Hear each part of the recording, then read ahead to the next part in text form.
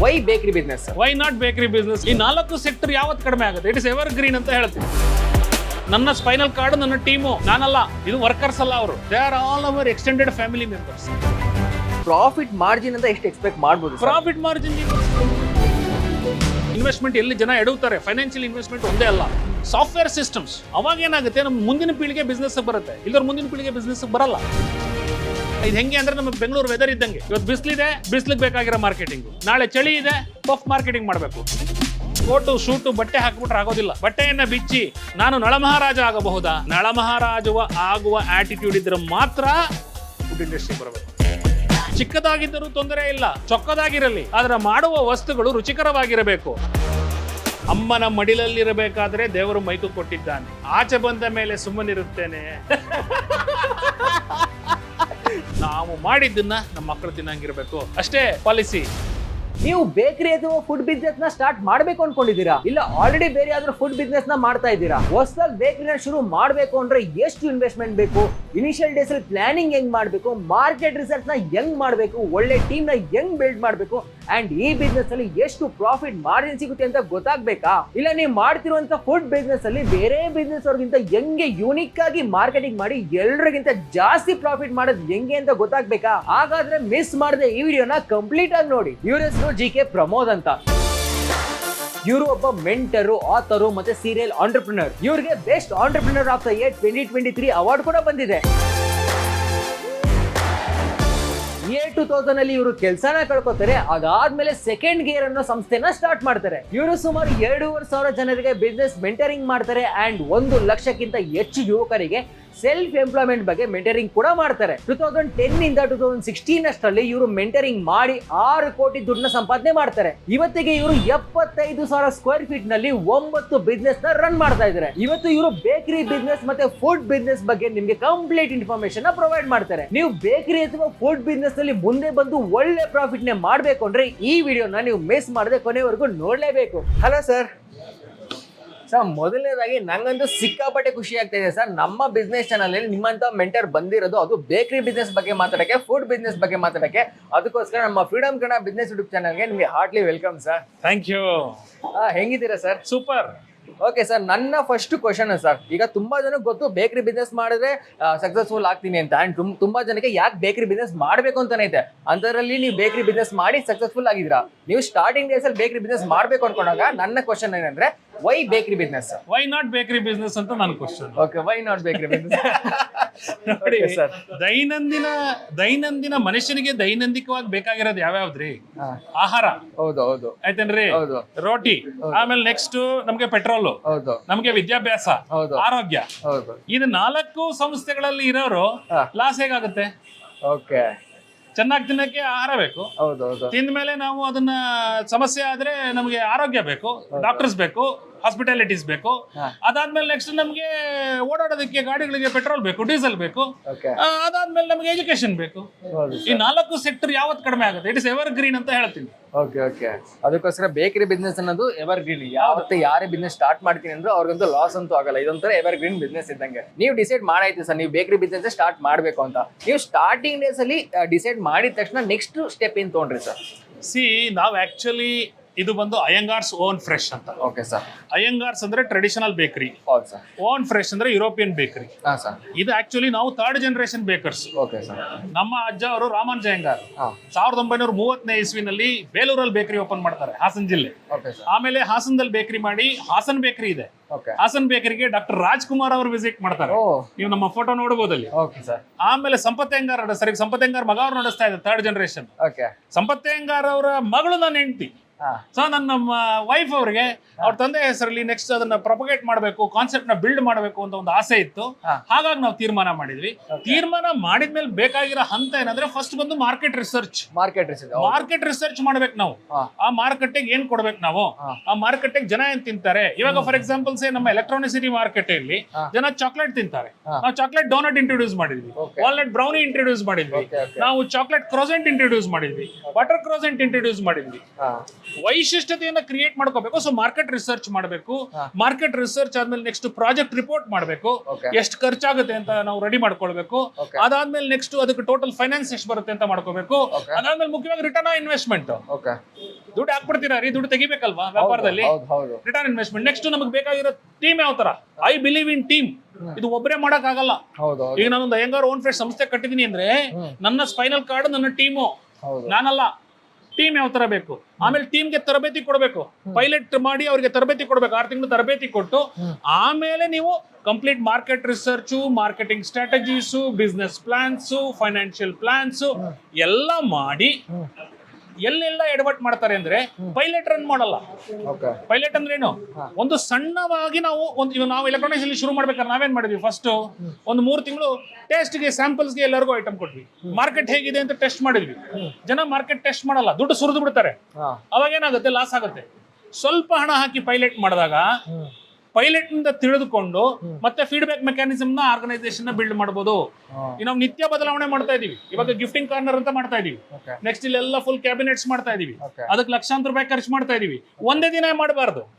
ಹಂತ ಹಂತವಾಗಿ ಮಕ್ಕಳು ಹೇಗೆ ಅಂಬೆಗಾಲಿಂದ ಹಿಡಿದು ಒಂದು ಲೆವೆಲ್ ಮುಂದಕ್ಕೆ ಹೋಗುತ್ತೆ, ಆಮೇಲೆ ಯೌವನ, ಆಮೇಲೆ ಮದುವೆ, ಹಾಗೆ ಹಂತ ಹಂತವಾಗಿ ಬಿಸ್ನೆಸ್ ಮಗುವಿನ ತರ ತಗೊಂಡು ಹೋಗುತ್ತೆ. Okay sir, bakery business start ಮಾಡಕ್ ಮುಂಚೆ ಪ್ಲಾನಿಂಗ್ ಅನ್ನೋದು ತುಂಬಾ ಇಂಪಾರ್ಟೆಂಟ್. ಅದರಲ್ಲೂ ಮಾರ್ಕೆಟ್ ರಿಸರ್ಚ್ ಮಾಡೋದು ತುಂಬಾನೇ ಇಂಪಾರ್ಟೆಂಟ್ ಅಂತ ಹೇಳಿದ್ರಿ ಸರ್. ಓಕೆ, ಈಗ ಯಾರು ಬೇಕರಿ ಬಿಸ್ನೆಸ್ ಮಾಡಬೇಕು ಅಂತ ಡಿಸೈಡ್ ಮಾಡ್ತಾರೆ, ಮಾರ್ಕೆಟ್ ರಿಸರ್ಚ್ನು ಮಾಡ್ತಾರೆ ಸರ್. ಅವರು ಇನ್ವೆಸ್ಟ್ಮೆಂಟ್ ಮಾಡಬೇಕು ಅಂದಾಗ ಅವ್ರಿಗೆ ತುಂಬಾ ಕನ್ಫ್ಯೂಸ್ ಆಗುತ್ತೆ ಸರ್. ಯಾಕಂದ್ರೆ ಬೇಕರಿ ಮಾಡಬೇಕು ಅಂದ್ರೆ ಅದು ಫುಡ್ ಬಿಸ್ನೆಸ್ ಆಗಿರೋದ್ರಿಂದ ನಾವು ಎವ್ರಿಡೇ ಇನ್ವೆಸ್ಟ್ಮೆಂಟ್ ಮಾಡಬೇಕಾಗುತ್ತೆ, ಜಾಸ್ತಿ ಇನ್ವೆಸ್ಟ್ಮೆಂಟೇ ಬೇಕಾಗುತ್ತೆ ಅಂತ. ಸೊ ಮಿನಿಮಮ್ ಆಗಿ ಒಂದು ಚಿಕ್ಕದಾಗಿ ಬೇಕರಿ ಬಿಸ್ನೆಸ್ ಸ್ಟಾರ್ಟ್ ಮಾಡಬೇಕು ಅನ್ಕೊಂಡ್ರು ಮಿನಿಮಮ್ ಆಗಿ ಎಷ್ಟು ಇನ್ವೆಸ್ಟ್ಮೆಂಟ್ ಬೇಕಾಗುತ್ತೆ? ನೀವು ಬೇಕರಿ ಬಿಸ್ನೆಸ್ ನ ಯಾವ ಜಾಗದಲ್ಲಿ ಮಾಡ್ತೀರಾ ಅನ್ನೋದ್ರ ಮೇಲೆ ಡಿಪೆಂಡ್ ಆಗುತ್ತೆ. ಓಕೆ ಸರ್, ಇವಾಗ ನಾನೊಂದು ತಾಲೂಕು ಮಟ್ಟದಲ್ಲಿ ಮಾಡ್ತೀನಿ ಓಕೆ ಅಂದ್ರೆ ಒಂದು 20 ಲಕ್ಷ. ಓಕೆ, ನೆಕ್ಸ್ಟ್ ನಾನು ಡಿಸ್ಟ್ರಿಕ್ಟ್ ಮಟ್ಟದಲ್ಲಿ ಮಾಡ್ತೀನಿ ಒಂದು 40 ಲಕ್ಷ. ಅದಾದ್ಮೇಲೆ ಇನ್ನೊಂದು ಲೆವೆಲ್ ಮಾಡ್ತೀನಿ. So it's a range. Range ಅಂದ್ರೆ ನೀವು ವೆಹಿಕಲ್ ತಗೊಂಡಂಗೆ. ನನಗೆ 3 ಲಕ್ಷದಿಂದ ಹಿಡಿದು ವೆಹಿಕಲ್ 3 ಕೋಟಿವರೆಗೂ ವೆಹಿಕಲ್ ಹೆಂಗ್ ಸಿಗುತ್ತೋ, ಬೇಕರಿನೂ ಅಷ್ಟೇ ಸ್ಟಾರ್ಟಿಂಗ್ 25 ಲಕ್ಷದಿಂದ ಹಿಡಿದು ನೀವು ಯಾವ ರೇಂಜ್ ಬೇಕಾದ್ರೂ ಮಾಡಬಹುದು. ಬಟ್ ಮುಖ್ಯವಾದ ಇನ್ನೊಂದು ಹೇಳ್ತೀನಿ, ಇನ್ವೆಸ್ಟ್ಮೆಂಟ್ ಎಲ್ಲಿ ಜನ ಎಡುತ್ತಾರೆ, ಫೈನಾನ್ಷಿಯಲ್ ಇನ್ವೆಸ್ಟ್ಮೆಂಟ್ ಒಂದೇ ಅಲ್ಲ, ಸಾಫ್ಟ್ವೇರ್ ಸಿಸ್ಟಮ್ಸ್.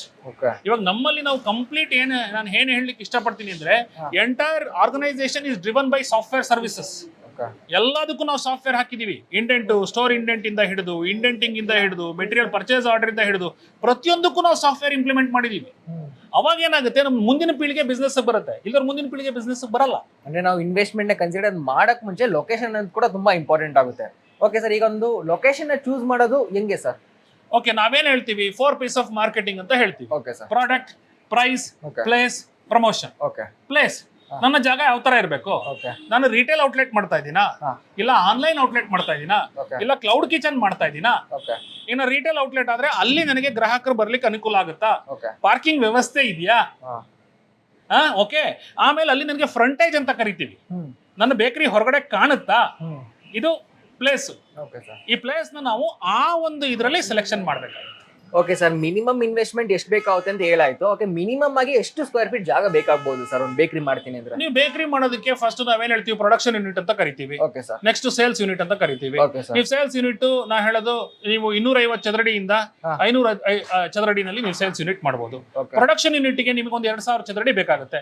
ಹಂಗಂತ 1000 ಚದರಡಿ ಮಾಡಕ್ಕಾಗಲ್ವಾ? ಮಾಡಕ್ಕಾಗುತ್ತೆ. ಫಾರ್ಮ್ಯಾಟ್ ನಾ ಏನ್ ಹೇಳ್ಬೋದು, ರೇಂಜ್ ಹೇಳ್ಬೋದು.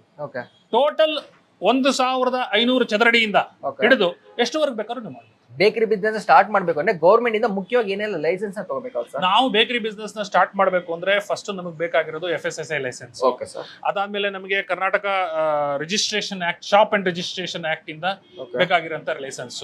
ಆಮೇಲೆ BBMP ಇಂದ ಬೇಕಾಗಿರೋಂತ ಲೈಸೆನ್ಸ್. ಈ ಲೈಸೆನ್ಸ್ ಗಳನ್ನ ನಾವು ಪಡ್ಕೊಂಡು, ಆಮೇಲೆ GST. Okay sir. GST certificate. ಇವತ್ತು GST ಬಹಳ ಮುಖ್ಯ ಆಗಿದೆ. ಹೌದು ಸರ್, ಈ GST ಬಹಳ ಮುಖ್ಯ ಆಗುತ್ತೆ sir. Okay sir, okay. And marketing ತುಂಬಾ ಜನ ಏನ್ ಮಾಡ್ತಾರೆ ಅಂದ್ರೆ ಬಿಸ್ನೆಸ್ ಸ್ಟಾರ್ಟ್ ಮಾಡ್ಬಿಡ್ತಾರೆ, ದುಡ್ಡಿದಿಂದ ಬಿಸ್ನೆಸ್ ಸ್ಟಾರ್ಟ್ ಮಾಡ್ಬಿಡ್ತಾರೆ. ಅವ್ರು ಸರಿಯಾದ ಮಾರ್ಕೆಟಿಂಗ್ ಮಾಡಿಲ್ಲ ಅಂತ ಅವ್ರಿಗೆ ಲಾಸ್ ಆಗ್ಬಿಡುತ್ತೆ. ಆಮೇಲೆ ಬ್ಲೇಮ್ ಮಾಡ್ತಾರೆ, ನಾನು ಈ ಬಿಸ್ನೆಸ್ ಮಾಡಿದೆ ಲಾಸ್ ಆಗೋಯ್ತು ಅಂತ. ಸೊ ಅದಕ್ಕೋಸ್ಕರ ಮಾರ್ಕೆಟಿಂಗ್ ಅನ್ನೋದು ಎಷ್ಟು ಇಂಪಾರ್ಟೆಂಟ್ ಆಗುತ್ತೆ ಸರ್? ಮಾರ್ಕೆಟಿಂಗ್ ತುಂಬಾ ಇಂಪಾರ್ಟೆಂಟ್. ಯಾಕೆ ತುಂಬಾ ಇಂಪಾರ್ಟೆಂಟ್ ಅಂದ್ರೆ, ಹಿಂದಿನ ಕಾಲದಲ್ಲಿ ಆಗ್ತಿದ್ದ ಮಾರ್ಕೆಟಿಂಗು ಇವಾಗಿನ ಕಾಲದ ಮಾರ್ಕೆಟಿಂಗು ಬಹಳ ಡಿಫ್ರೆನ್ಸ್. ಈಗೆಲ್ಲ ಮೊಬೈಲ್ ಅಲ್ಲಿ ಎಲ್ಲ ನೋಡ್ಬಿಡ್ತಾರೆ. ಆಮೇಲೆ ಗ್ರಾಹಕರು ಹೇಗಿದ್ದಾರೆ ಅಂದ್ರೆ, ಈಗ ನಮ್ಮ ಗ್ರಾಹಕರು ಎಲೆಕ್ಟ್ರಾನಿಕ್ ಸಿಟಿನಲ್ಲಿ ಅವ್ರಿಗೆ ಯಾವಾಗ ಇಷ್ಟನೋ ಅವಾಗ ಬರ್ತಾರೆ. ನಾವು ಅವರಿಗೆ ಫೋರ್ಸ್ ಮಾಡಿ ಕರೀಲಿಕ್ಕೆ ಆಗೋದಿಲ್ಲ. So marketing trends are changing. ಬದಲಾವಣೆ ಆಗ್ತಾ ಇದೆ. ಟ್ರೆಂಡಿಂಗ್ ಏನ್ ಟ್ರೆಂಡ್ ಆಗ್ತದೆ ನಾವು ಆ ರೀತಿ ಮಾಡ್ಬೇಕು. ಇವತ್ತು ಸೋಷಿಯಲ್ ಮೀಡಿಯಾ ಮೂಲಕ ನಾವು ಮಾರ್ಕೆಟಿಂಗ್ ಮಾಡ್ಬೋದು, ವರ್ಡ್ ಆಫ್ ಮೌತ್ ಮೂಲಕ ನಾವು ಮಾರ್ಕೆಟಿಂಗ್ ಮಾಡ್ಬೋದು. ಅಂದ್ರೆ ನನ್ನ ಪ್ರಾಡಕ್ಟ್ ಚೆನ್ನಾಗಿದ್ರೆ ನಾನು ಉತ್ತಮವಾದ ಕಸ್ಟಮರ್ಸ್ ನನಗೆ ಬರ್ತಾರೆ. ಆಮೇಲೆ ನೆಕ್ಸ್ಟ್ ನಾನು ಅನೇಕ ಬೇರೆ ಬೇರೆ ಕಾರ್ಯಕ್ರಮಗಳನ್ನ ಮಾಡಬೇಕು. ಫಾರ್ ಎಕ್ಸಾಂಪಲ್ ನಮ್ಮ ಎಲೆಕ್ಟ್ರಾನಿಕ್ಸ್ ಇರುವ ಟ್ಯಾಲೆಂಟ್ಗಳನ್ನ ನಾವು ಗುರುತಿಸ್ತಾ ಇದೀವಿ. First bakery to identify the talents in electronics. ಅದರಿಂದ ಏನಾಗುತ್ತೆ, ಸೋಷಿಯಲ್ ವರ್ಕು ಆಗುತ್ತೆ, ಬಿಸ್ನೆಸ್ಗೂ ಹೆಲ್ಪ್ ಆಗುತ್ತೆ. ಹಂಗಾಗಿ ಮಾರ್ಕೆಟಿಂಗ್ ಸೂತ್ರಗಳು ನಮ್ಮಲ್ಲಿ ಇಟ್ಟುಕೊಂಡು ದಿನ ದಿನಕ್ಕೆ ಬದಲಾವಣೆ ಆಗ್ಬೇಕು. ಇದು ಹೆಂಗೆ ಅಂದ್ರೆ ನಮ್ಮ ಬೆಂಗಳೂರು ವೆದರ್ ಇದ್ದಂಗೆ. ಇವತ್ತು ಬಿಸಿಲಿದೆ, ಬಿಸಿಲಿಗೆ ಬೇಕಾಗಿರೋ ಮಾರ್ಕೆಟಿಂಗ್. ನಾಳೆ ಚಳಿ ಇದೆ, ಪಫ್ ಮಾರ್ಕೆಟಿಂಗ್ ಮಾಡಬೇಕು. ಬಿಸಿಲಿದೆ, ನಾವು ಅದಕ್ಕೆ ಬೇಕಾಗಿರೋ ಬಿಸಿ ಕೂಲ್ ಆಗಿರೋಂಥ ಪೇಸ್ಟ್ಗಳಿಂದ ಮಾರ್ಕೆಟಿಂಗ್ ಮಾಡಬೇಕು. Okay sir. So marketing is a trend depending on the season we have to adapt. Okay sir. ಈಗ ಫಾರ್ ಎಕ್ಸಾಂಪಲ್ ಈಗ ಒಂದು 1 ಲಕ್ಷನ ಬೇಕರಿ ಮೇಲೆ ಇನ್ವೆಸ್ಟ್ ಮಾಡಿದ್ರು ಅನ್ಕೊಳ್ಳಿ, ಅದ್ರಲ್ಲಿ ಎಷ್ಟು ಪರ್ಸೆಂಟ್ ನಾವು ಮಾರ್ಕೆಟಿಂಗ್ ಮೇಲೆ ಇನ್ವೆಸ್ಟ್ ಮಾಡಬೇಕು? ಯಾಕಂದ್ರೆ ಎಲ್ಲರೂ ಏನಂತಾರೆ ಒಳ್ಳೆ ಕ್ವಾಲಿಟಿ ಪ್ರಾಡಕ್ಟ್ ಕೊಟ್ರೆ ಸಾಕು ಅಂತ. ಬಟ್ ಆ ಕ್ವಾಲಿಟಿ ಪ್ರಾಡಕ್ಟ್ ನ ಜನರಿಗೆ ತಲುಪಿಸಕ್ಕೆ ಮಾರ್ಕೆಟಿಂಗ್ ಇಂಪಾರ್ಟೆಂಟ್. ಈಗ ಫಾರ್ ಎಕ್ಸಾಂಪಲ್ 1 ಲಕ್ಷ ಇನ್ವೆಸ್ಟ್ ಮಾಡಿದ್ರೆ ಅದ್ರ ಮೇಲೆ ಎಷ್ಟು ಮಾರ್ಕೆಟಿಂಗ್ ಅಂತಾನೆ ಹೆಚ್ಚಿಡ್ಬೇಕು ಸರ್ ನಾವು? ನೋಡಿ, ಪರ್ಸೆಂಟೇಜ್ ಇಷ್ಟೇ ಅಂತ ಹೇಳೋದಕ್ಕಿಂತ ಓಕೆ ಸರ್, ಮಾರ್ಕೆಟಿಂಗ್ ಸೂತ್ರ ಏನು ಅನ್ನೋದು first important. Okay sir. But over all ನಿಮಗೆ ಬ್ರೀಫ್ ಆಗಿ ಹೇಳಬೇಕು ಅಂದ್ರೆ ಇವತ್ತಿನ ದಿನ ನೀವು ಪರಿಚಯ ಮಾಡಿಸ್ಬೇಕು ಅಂತಂದ್ರೆ ಮಿನಿಮಮ್ 5% to 10% ನೀವು ಸ್ಪೆಂಡ್ ಮಾಡ್ಬೇಕಾಗುತ್ತೆ. Okay sir. ಬಿಕಾಸ್ ನಂದು ಪ್ರಾಡಕ್ಟ್ ಚೆನ್ನಾಗಿದೆ, ಜಾಗ ಚೆನ್ನಾಗಿದೆ, ನನ್ನ ಕಸ್ಟಮರ್ಗೆ ನಾ ಯಾರು ಅಂತ ಗೊತ್ತಿಲ್ಲದೆ ಇದ್ದಾಗ you have to invest that much. ಹೌದು. Art of performing and art of informing ಅಂತ ಹೇಳ್ತಾರೆ ಡಾಕ್ಟರ್ ವೀರೇಂದ್ರ ಹೆಗ್ಡೆ ಅವರು. ಹೌದು. ಪರ್ಫಾರ್ಮಿಂಗ್, ನನ್ನ ಜಾಗ ಚೆನ್ನಾಗಿದೆ, ನನ್ನ ಪ್ರಾಡಕ್ಟ್ ಚೆನ್ನಾಗಿದೆ. Informing, I should also inform to people that my place is good. So that is the budget that one can. Okay sir. ನಾನು ತುಂಬಾ ಜನಕ್ಕೆ ಏನ್ ಡೌಟ್ಸ್ ಇರುತ್ತೆ ಅಂದ್ರೆ ಬೇಕರಿ ಬಿಸ್ನೆಸ್ ಸ್ಟಾರ್ಟ್ ಮಾಡ್ತೀನಿ, ಬಟ್ ಅದನ್ನ ಮೇಂಟೈನ್ ಮಾಡಕ್ಕೆ ತುಂಬಾ ಜನ ವರ್ಕರ್ಸ್ ಬೇಕಾಗುತ್ತೆ ಅಂತ ಇದು ಮಾಡ್ತಾರೆ. ಮಿನಿಮಮ್ ಆಗಿ ಎಷ್ಟು ಜನ ವರ್ಕರ್ಸ್ ಬೇಕಾಗ್ಬೋದು? ಫಸ್ಟ್ ಆಫ್ ಆಲ್ ವರ್ಕರ್ಸ್ ಅನ್ನ ಥಿಂಕಿಂಗ್ ತಪ್ಪು. ಇದು ವರ್ಕರ್ಸ್ ಅಲ್ಲ, ಅವರು they are all our extended family members. Okay, ಆಯ್ತಾ? ಸೊ ಮಿನಿಮಮ್ ಎಷ್ಟು ಜನ ಬೇಕಾಗ್ತಾರೆ? ನಿನ್ನ ಬೇಕರಿಯ ಸೈಜು. ಈಗ ಸಣ್ಣ ಬೇಕರಿ, ನಾನು ಸಹ ಕೆಲಸ ಮಾಡ್ತೀನಿ, ಬೇಕರಿನಲ್ಲಿ ಇದ್ದು ನಾನು ಕೆಲಸ ಮಾಡ್ತೀನಿ ಅಂತಂದ್ರೆ ನೀವು 4 ಜನದಿಂದ ಹಿಡಿದು ನೀವು 40 ಜನದ ತನಕನೂ ಬೇಕರಿ ಇದೆ, 4 ಜನದಿಂದ ಹಿಡಿದು 400 ಜನದ ತನಕನೂ ಬೇಕರಿ ಇದೆ. ಸೊ ನಿನಗೆ ಎಷ್ಟು ಜನ, ನಿನ್ನ ಬೇಕರಿ ಸೈಜ್ ಏನು, ನಿನ್ನ ಬೇಕರಿ ಬಿಸ್ನೆಸ್ ಏನು, ಎಷ್ಟು ಪ್ರೊಡಕ್ಷನ್ ಮಾಡ್ತಾ ಇದೆಯಾ, ಅದಕ್ಕೆ ತಕ್ಕಂತೆ ನೀನು ಜನಗಳನ್ನ ಇಟ್ಕೊಳ್ತೀಯ, ಸ್ಟಾಫ್ನ ಇಟ್ಕೊಳ್ತೀಯ. Okay sir. ಓಕೆ, ಸ್ಟಾಫ್ನ ಇಟ್ಕೊಳ್ಳೋದ್ರ ಜೊತೆಗೆ ಸರ್ ಈಗ ಓನರ್ ಆಗಿದ್ದನು ಅವನು ಕೂಡ ಕೆಳಗೆ ಇಳಿದ್ಬಿಟ್ಟು ಕ್ಲೀನ್ ಮಾಡೋದಾಗಿರ್ಬೋದು, ಬೇಕರಿ ಐಟಮ್ಸ್ ಮಾಡೋದಿರೋದು, ಇವೆಲ್ಲ ಮಾಡೋದು ಎಷ್ಟು ಇಂಪಾರ್ಟೆಂಟ್ ಆಗುತ್ತೆ ಸರ್? ನೋಡಿ, ಫುಡ್ ಇಂಡಸ್ಟ್ರಿಯಲ್ಲಿ ನಾನು ಹೇಳ್ತೀನಿ, ಫುಡ್ ಈಸ್ ಎಮೋಷನ್ಸ್. ಈಗ ನಾವು ಒಂದು ಕೇಕ್ ಮಾಡಿದ್ರೆ cakes are full of emotions. ಸುಮ್ಮನೆ ಏನೋ ಮಾಡಿಬಿಟ್ಟು ಕೊಟ್ಬಿಟ್ಟು ದುಡ್ಡು ತಗೊಳ್ಳೋದಲ್ಲ. Food is emotions. ನಮ್ಮ ಫೌಂಡರ್ಸ್ ಏನ್ ಹೇಳ್ತಾರೆ, ಅಯ್ಯಂಗಾರ್ಸ್ ಓನ್ ಫ್ರೆಶ್ ಫೌಂಡರ್ಸ್ ಏನ್ ಹೇಳ್ತಾರೆ, ನಾವು ಏನನ್ನ ತಿನ್ನುತ್ತೇವೋ ಅದನ್ನ ನಮ್ಮ ಮಕ್ಳಿಗೆ ಕೊಡಬೇಕು ಅಂತ ಹೇಳ್ತೀವಿ. ಸೊ ಹಾಗಾಗಿ ನಾವು ಓಕೆ ಫೈನ್, ಇವತ್ತು ನಾವು ಸೂಟು ಬೂಟು ಹಾಕೊಂಡು ಮಾತಾಡ್ಬಿಡ್ತೀವಿ ಅಂತಂದ್ರೆ ನೀವು ಬಂದ್ರೆ ನಾವು ಬ್ಯಾಕ್ ಎಂಡ್ ಕಿಚನ್ ಅಲ್ಲಿ ವಾರಕ್ಕೆ 2 ದಿನ ರಿಸರ್ಚ್ ಮಾಡ್ತೀವಿ, ಹೊಸ ಪ್ರಾಡಕ್ಟ್ಸ್ ಯಾವ ಥರ ಅಂತ. ನಮ್ಮ ಸ್ಟಾಫ್ ಜೊತೆ ನಾವು ಫ್ಯಾಮಿಲಿ ಮೆಂಬರ್ ಆಗಿ ಬೆರಿತೀವಿ. ಆಮೇಲೆ ನಮ್ಮಲ್ಲಿ ಶೌಚ್ ಮೇನ್ ಆಗಿ ಹೈಜೀನ್. ನಾ ಎಲ್ಲ ಹೊಸ ಉದ್ಯಮಿಗಳಿಗೆ ಹೇಳೋದು ಹೈಜೀನ್ ಮೇಂಟೈನ್ ಮಾಡಬೇಕು. ಹೈಜೀನ್ ಮೇಂಟೆನೆನ್ಸ್ಗೆ ನಾವು ತಿಂಗಳಿಗೊಂದ್ಸತಿ ಬಂದು ಶೌಚಾಲಯಗಳನ್ನ ಕ್ಲೀನ್ ಮಾಡ್ತೀವಿ. ಅಂದ್ರೆ ನಾನಿಲ್ಲಿ ವೈಟ್ ಕಾಲರ್ಡ್ ಆಗಿ ಕೋಟು ಶೂಟು ಬಟ್ಟೆ ಹಾಕ್ಬಿಟ್ರೆ ಆಗೋದಿಲ್ಲ. ಬಟ್ಟೆಯನ್ನ ಬಿಚ್ಚಿ ಬಣಸಿಗನಾಗಬಹುದಾ? ಬಟ್ಟೆಯನ್ನ ಬಿಚ್ಚಿ ನಾನು ನಳಮಹಾರಾಜ ಆಗಬಹುದಾ? ನಳಮಹಾರಾಜ ಆಗುವ ಆಟಿಟ್ಯೂಡ್ ಇದ್ರೆ ಮಾತ್ರ ಫುಡ್ ಇಂಡಸ್ಟ್ರಿಗೆ ಬರಬೇಕು. Okay sir. ಯಾರೋ ನಿಮ್ಮ ಸ್ಟಾಫ್ ಒಂದಿನ ಇರೋದಿಲ್ಲ, ಬಿಟ್ಟೋಗ್ತಾರೆ, ನಾವು ಮಾಡಲ್ಲ ಅಂತಾರೆ. ಕಸ್ಟಮರ್ ಆರ್ಡರ್ ಕೊಟ್ಟಿರ್ತಾರೆ, ಏನ್ ಮಾಡ್ತೀರಾಗ? ಗ್ರಾಹಕರಿಗೆ ಕಸ್ಟಮರ್ ಸರ್ವಿಸ್ ಕೊಡುವಂತ ಕೇಪಬಿಲಿಟಿ ನಮ್ಗೆ ಇರಬೇಕು ಅಂತಂದ್ರೆ ನಾವು ಬಟ್ಟೆಯನ್ನ ಬಿಚ್ಚಿ ಏಪ್ರಾನ್ ಅನ್ನ ಹಾಕಿ ಕೆಲಸ ಮಾಡುವ ಪ್ರವೃತ್ತಿ ನಮ್ಮಲ್ಲಿ ಇರಲೇಬೇಕು. Okay sir. Okay sir. Okay, ನಂಗೆ ತುಂಬಾ ಖುಷಿ ಆಯ್ತು. ಏನಂದ್ರೆ ನೀವು ಇಷ್ಟೊಂದು ಸಕ್ಸಸ್ಫುಲ್ ಆಗಿದ್ರೆ, ಇಷ್ಟೊಂದು ದೊಡ್ಡ ಬಿಸ್ನೆಸ್ ಇದು ಮಾಡ್ತಾ ಇದ್ರ, ಆದ್ರೂ ಕೂಡ ಅವರು ವೀಕ್ಲಿ ಒನ್ಸ್ ಹೋಗ್ಬಿಟ್ಟು ಟಾಯ್ಲೆಟ್ ನ ಕ್ಲೀನ್ ಮಾಡ್ತಾರೆ ಅಂತ ಹೇಳಿದ್ರು. ಬಟ್ ಅದಕ್ಕೂ ನಿಜವಾಗ್ಲೂ ಹ್ಯಾಟ್ಸ್ ಆಫ್ ಸರ್. ಯಾಕಂದ್ರೆ ಯಾರು ಇಷ್ಟು ಹಂಬಲ್ ಆಗಿರಲ್ಲ. ಯಾಕಂದ್ರೆ ನೀವು ಹೇಳಿದ್ರಿ ಫುಡ್ ಬಿಸ್ನೆಸ್ ಅಲ್ಲಿ ಈಗೋನ ಬಿಟ್ಟಿರ್ಬೇಕು ಅಂತ. ಅಂಡ್ ನೀವು ಆ ಈಗೋನ ಬಿಟ್ಟು ಕೆಲಸ ಮಾಡಿದ್ಕೆ ಇಷ್ಟೊಂದು ಸಕ್ಸಸ್ಫುಲ್ ಆಗಿದ್ದೀರಾ ಅನ್ಕೊಂಡಿದೀನಿ. ಅದಕ್ಕೋಸ್ಕರ ಯಾರ್ಯಾರು ಬೇಕರಿ ಬಿಸ್ನೆಸ್ ಸ್ಟಾರ್ಟ್ ಮಾಡ್ತಾರೆ, ಯಾರ್ಯಾರು ಫುಡ್ ಬಿಸ್ನೆಸ್ ಸ್ಟಾರ್ಟ್ ಮಾಡ್ಬೇಕು ಅನ್ಕೊಂತಾರೆ, ಅವ್ರೆಲ್ಲರಿಗೂ ಇದೊಂದು ಒಳ್ಳೆ ಮೋಟಿವೇಶನ್, ಒಳ್ಳೆ ಸ್ಫೂರ್ತಿನೇ ಆಗಿರುತ್ತೆ. ಯಾಕಂದ್ರೆ ಅವ್ರು ಯಾವತ್ತು ಈಗೋ ಬಿಟ್ಟು ಹೇಳಿದ್ರಲ್ಲ, ನೀವು ಓನರ್ ಆಗಿದ್ದನು ಅಲ್ಲಿ ಕೌಂಟರ್ ಕೂತ್ಕೊಳ್ಳೋದ್ರ ಜೊತೆಗೆ ಇಲ್ಲಿ ಬಂದ್ಬಿಟ್ಟು ಕೇಕ್ ಮಾಡಬೇಕು, ಕ್ಲೀನ್ ಮಾಡಬೇಕು ಅಂತ, ಅವಾಗೇ ಒಂದು ಸಕ್ಸಸ್ಫುಲ್ ಆಗೋದು ಅಂತ. ಇದೊಂದು ನಂಗೆ ಈ ಪಾಯಿಂಟ್ ನಂಗೆ ತುಂಬಾ ಇಷ್ಟ ಆಯ್ತು ಸರ್. ಓಕೆ ಸರ್, ಈ ಬಿಸ್ನೆಸ್ ಅಲ್ಲಿ ಪರ್ಟಿಕ್ಯುಲರ್ ಬೇಕರಿ ಬಿಸ್ನೆಸ್ ಅಲ್ಲಿ ಪ್ರಾಫಿಟ್ ಮಾರ್ಜಿನ್ ಅಂತ ಎಷ್ಟು ಎಕ್ಸ್ಪೆಕ್ಟ್ ಮಾಡಬಹುದು? ಪ್ರಾಫಿಟ್ ಮಾರ್ಜಿನ್ ನೀವು 20 ರಿಂದ 30% ಎಕ್ಸ್ಪೆಕ್ಟ್ ಮಾಡಬಹುದು. ಓಕೆ, 20 ರಿಂದ 30% ಎಕ್ಸ್ಪೆಕ್ಟ್ ಮಾಡಬಹುದು. ಬಟ್ ಅಗೇನ್ ನೀನ್ ಯಾವ ರೀತಿ ಪ್ರಾಡಕ್ಟ್ ಮಾಡ್ತೀಯಾ, ಏನ್ ಪ್ರೈಸಿಂಗ್ ಇಡ್ತೀಯಾ, ಯಾವ ಗ್ರಾಹಕನಿಗೆ ಕೊಡ್ತಾ ಇದೀಯಾ, it all depends on that. But ಇವಾಗ ಏನಾಗ್ತಾ ಇದೆ, ಸಮಸ್ಯೆಗಳು ಏನಾಗ್ತಾ ಇದೆ, ಅದಕ್ಕಿಂತ ಸಮಸ್ಯೆಗಳು ಈಗ GST ಬಂದಾಗ ನಮ್ಗೆ ಅದ್ರದ್ದಾದಂತ ಚಾಲೆಂಜಸ್ ಅದಕ್ಕೆ ಹೋಗುತ್ತೆ. Okay, ಇನ್ಫ್ಲೇಷನ್ಸ್ ಜಾಸ್ತಿ ಆಗ್ತಾ ಇದೆ. Okay okay. ಸೊ ಆಮೇಲೆ ಇನ್ನೊಂದು ಏನಂದ್ರೆ ಮುಖ್ಯವಾಗಿ ಏನಂದ್ರೆ ಎಲ್ಲರೂ ಇವಾಗ 100 ಮೀಟರ್ ಬೇಕರಿ ಮಾಡ್ತಾ ಇದ್ದಾರೆ. 100 ಮೀಟರ್ ಬೇಕರಿ ಮಾಡಿದ್ರೆ ಬೇಕರಿ ಬಿಸ್ನೆಸ್ ಆಗೋದಿಲ್ಲ. ಇಷ್ಟೇ ನಿಮ್ಗೆ ಸಪ್ಲೈ ಅಂಡ್ ಡಿಮಾಂಡ್. ಒಂದು ಒಂದು ಒಂದು ಒಂದು 10,000 ಜನ ಇರೋ ಜಾಗದಲ್ಲಿ ನೀವು 10 ಬೇಕರಿ ಪರವಾಗಿಲ್ಲ, 20 ಬೇಕರಿ ಪರವಾಗಿಲ್ಲ, 10,000 ಜನ ಇರೋ ಜಾಗದಲ್ಲಿ 100 ಬೇಕರಿ ಮಾಡಿದ್ರೆ ಯಾರು ಸರ್ವೈವ್ ಆಗ್ತೀರಾ? ಆಮೇಲೆ ನೀನ್ ಮಾಡಿದ ಪ್ರಾಡಕ್ಟ್ನೇ ನಾನು ಮಾಡೋದು. ಅದಕ್ಕೆ ನಾನು ಹೇಳೋದೇನಂದ್ರೆ ವೈಶಿಷ್ಟ್ಯತೆ ಬೆಳೆಸ್ಕೋಬೇಕು, ಸ್ಪೆಷಾಲಿಟಿ ಬೆಳೆಸ್ಕೋಬೇಕು. ನನ್ನ ಬೇಕರಿ ಬೇರೆಯವ್ರ ಬೇಕರಿಗಿಂತ ಸ್ಪೆಷಲ್ ಆಗಿದೆಯಾ? ಚಿಕ್ಕದಾಗಿದ್ದರೂ ತೊಂದರೆ ಇಲ್ಲ, ಚೊಕ್ಕದಾಗಿರಲಿ, ಆದ್ರೆ ಮಾಡುವ ವಸ್ತುಗಳು ರುಚಿಕರವಾಗಿರಬೇಕು. ಬೇರೆಯವರು ಮಾಡಿದ್ದನ್ನೇ ಕಾಪಿ ಮಾಡಿಬಿಟ್ಟರೆ ವ್ಯಾಪಾರ ಹೇಗೆ ಆಗುತ್ತದೆ? ಹೌದು ಸರ್, ಖಂಡಿತ ಖಂಡಿತ ಹೌದು ಸರ್. ನೀವ್ ಹೇಳಿದ ಪಾಯಿಂಟ್ ತುಂಬಾನೇ ರಿಲೇಟ್ ಆಗುತ್ತೆ ಸರ್. ಯಾಕಂದ್ರೆ ಈ ನಡುವೆ ತುಂಬಾ ಬೇಕರಿಗಳಿದಾವೆ ಅಂಡ್ ತುಂಬಾ ಬೇಕರಿಗಳಿದಾವೆ. ಬೇರೆ ಬೇಕರಿಗಿಂತ ನಮ್ಮ ಬೇಕರಿ ಸಕ್ಸಸ್ಫುಲ್ ಆಗ್ಬೇಕು, ನಾವೇನೋ ಡಿಫ್ರೆಂಟ್ ಆಗಿ ಮಾಡಬೇಕು, ಯೂನಿಕ್ ಆಗಿ ಮಾಡಬೇಕು, ಹೊಸ ಪ್ರಾಡಕ್ಟ್ ನ ಇದು ಮಾಡಬೇಕು. ಅಂಡ್ ನೀವ್ ಹೇಳಿರೋ ತರ ನಿಮ್ಮ ಸ್ಟಾಫ್ಗಳ ಜೊತೆ ಡಿಸೈಡ್ ಮಾಡ್ತೀರಾ ಏನಿದೆ ಅಂಡ್ ಮಾರ್ಕೆಟ್ ರಿಸರ್ಚ್ ಮಾಡ್ತೀರಾ, ನೀವು ಕೂಡ ಇಳಿದು ಇದು ಮಾಡ್ಬಿಟ್ಟು ಮಾಡ್ತೀರಾ. ಅದಕ್ಕೋಸ್ಕರ really hats off sir. Okay. And ಇನ್ನೊಂದು ಸರ್, ನೀವ್ ಹೇಳಿದ್ರು ಒಳ್ಳೆ ಟೀಮು, ಎಲ್ಲರೂ ನಮ್ಮ ಫ್ಯಾಮಿಲಿ ಮೆಂಬರ್ಸ್ ಅಂತ. ಓಕೆ, ಅವರ ಬಾಂಧವ್ಯನ ಹೆಂಗೆ ಮಾಡ್ಕೊಂಡ್ವಿ ಸರ್? ಜೀವನವೇ ಬಾಂಧವ್ಯ. Okay sir. ಸಂಬಂಧಗಳೇ ನಾವು ಆತರ ಬೆಳೆಸ್ತೀವಿ. ಸಂಬಂಧಗಳಲ್ಲಿ 2 ತರ ಸಂಬಂಧ. ಒಂದು ಪ್ರೊಫೆಷನಲ್ ಸಂಬಂಧ. ಓಕೆ. ನನ್ನ ಸ್ಟಾಫ್ ನನ್ನ ಜೊತೆ ಕೆಲಸ ಮಾಡ್ಬೇಕು, ಓಕೆ ಓಕೆ. ಅವ್ರು ಸರಿಯಾಗಿ ಕೆಲಸ ಮಾಡ್ತಾ ಇಲ್ಲ, ಬರಪ್ಪ ಇವತ್ತು ಸರಿಯಾಗಿ ಕೆಲಸ ಮಾಡ್ತಾ ಇಲ್ಲ, ಸರಿಯಾಗಿ ಹೇಳೋದು, ಸರಿಯಾಗಿ ಮಾಡು ಅಂತ ಹೇಳೋದು ನಂದು professional relationship. Okay sir. Dull ಆಗಿದಾನಲ್ಲ ಯಾಕೆ ಇವತ್ತು? ಮನೆಯಲ್ಲಿ ಮಗು ಹುಷಾರಿಲ್ವಾ? ಏನಾದ್ರು ತೊಂದರೆ ಆಯ್ತಾ? ಇದನ್ನ ಕೇಳುವಂತಹ ಸೌಜನ್ಯತೆಯನ್ನ ನಾವು ಬೆಳೆಸ್ಕೊಳ್ಳದೆ ಹೋದ್ರೆ ಇದು ಅನ್ಆರ್ಗನೈಸ್ ಸೆಕ್ಟರ್. ಇಲ್ಲೆಲ್ಲ ವೈಟ್ ಕಾಲರ್ಡ್ ಜಾಬ್ ಮಾಡಿ ಯಾರು ಬಂದಿಲ್ಲ. ಇಲ್ಲೆಲ್ಲ 10th ಪಾಸ್ ಆಗಿರ್ತಾರೆ, 11th ಪಾಸ್ ಆಗಿರ್ತಾರೆ, ಮನೆ ಮಠ ದೂರದಿಂದ ಬಿಟ್ಟು ಬಂದು ಸರ್ವಿಸ್ ಮಾಡ್ತಾ ಇರ್ತಾರೆ. ಅವ್ರಿಗೆ ತಮ್ಮ ಏನಾಗಿದೆ ಅಂತ ನಿಜವಾಗಿ ನಾಟಕವನ್ನ ಮಾಡದೆ ನಾವು ಪ್ರೀತಿಯನ್ನ ಬೆಳೆಸಿದಾಗ ಪ್ರೀತಿಯ ಜೊತೆಗೆ ಪ್ರೊಫೆಷನ್, ಇದು ಈ ಇಂಡಸ್ಟ್ರಿನಲ್ಲಿ ಅದು ಬಹಳ ಮುಖ್ಯ. ಅದು ನಾನು ಕಲ್ತ್ಕೊಂಡಿರೋದು.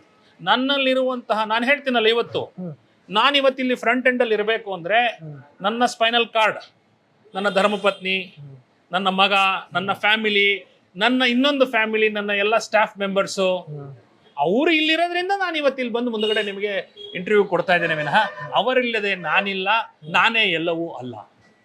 ಸರ್, ನಿಮ್ಮ ಮಾತು ಕೇಳಿ ಖುಷಿ ಆಗ್ತಿದೆ. ನೀವು ಇಷ್ಟೊಂದು ಹಂಬಲ್ ಆಗಿದ್ದೀರಾ, ನೀವು ಹೇಳ್ತಾ ಇದ್ದೀರಾ, ನೀವು ಇಷ್ಟೊಂದು ಮುಂದೆ ಬಂದಿರೋ, ನಿಮ್ಮ ಹಿಂದೆ ಇರೋದು ನಿಮ್ಮ ಫ್ಯಾಮಿಲಿ ಆಗಿರ್ಬೋದು, ಸ್ಟಾಫ್ ಆಗಿರ್ಬೋದು, ಇದು ಮಾಡ್ತಾ ಇದ್ದೀರಾ. ಓಕೆ, ನೀವು ಇಷ್ಟು ಸ್ಟಾಫ್ನ ಇಷ್ಟೊಂದು ಚೆನ್ನಾಗಿ ನೋಡ್ಕೊಂತಿರೋದ್ರಿಂದನೇ ಇಷ್ಟು ಒಳ್ಳೆ ಟೀಮ್ ಬಿಲ್ಡ್ ಆಗಿದೆ.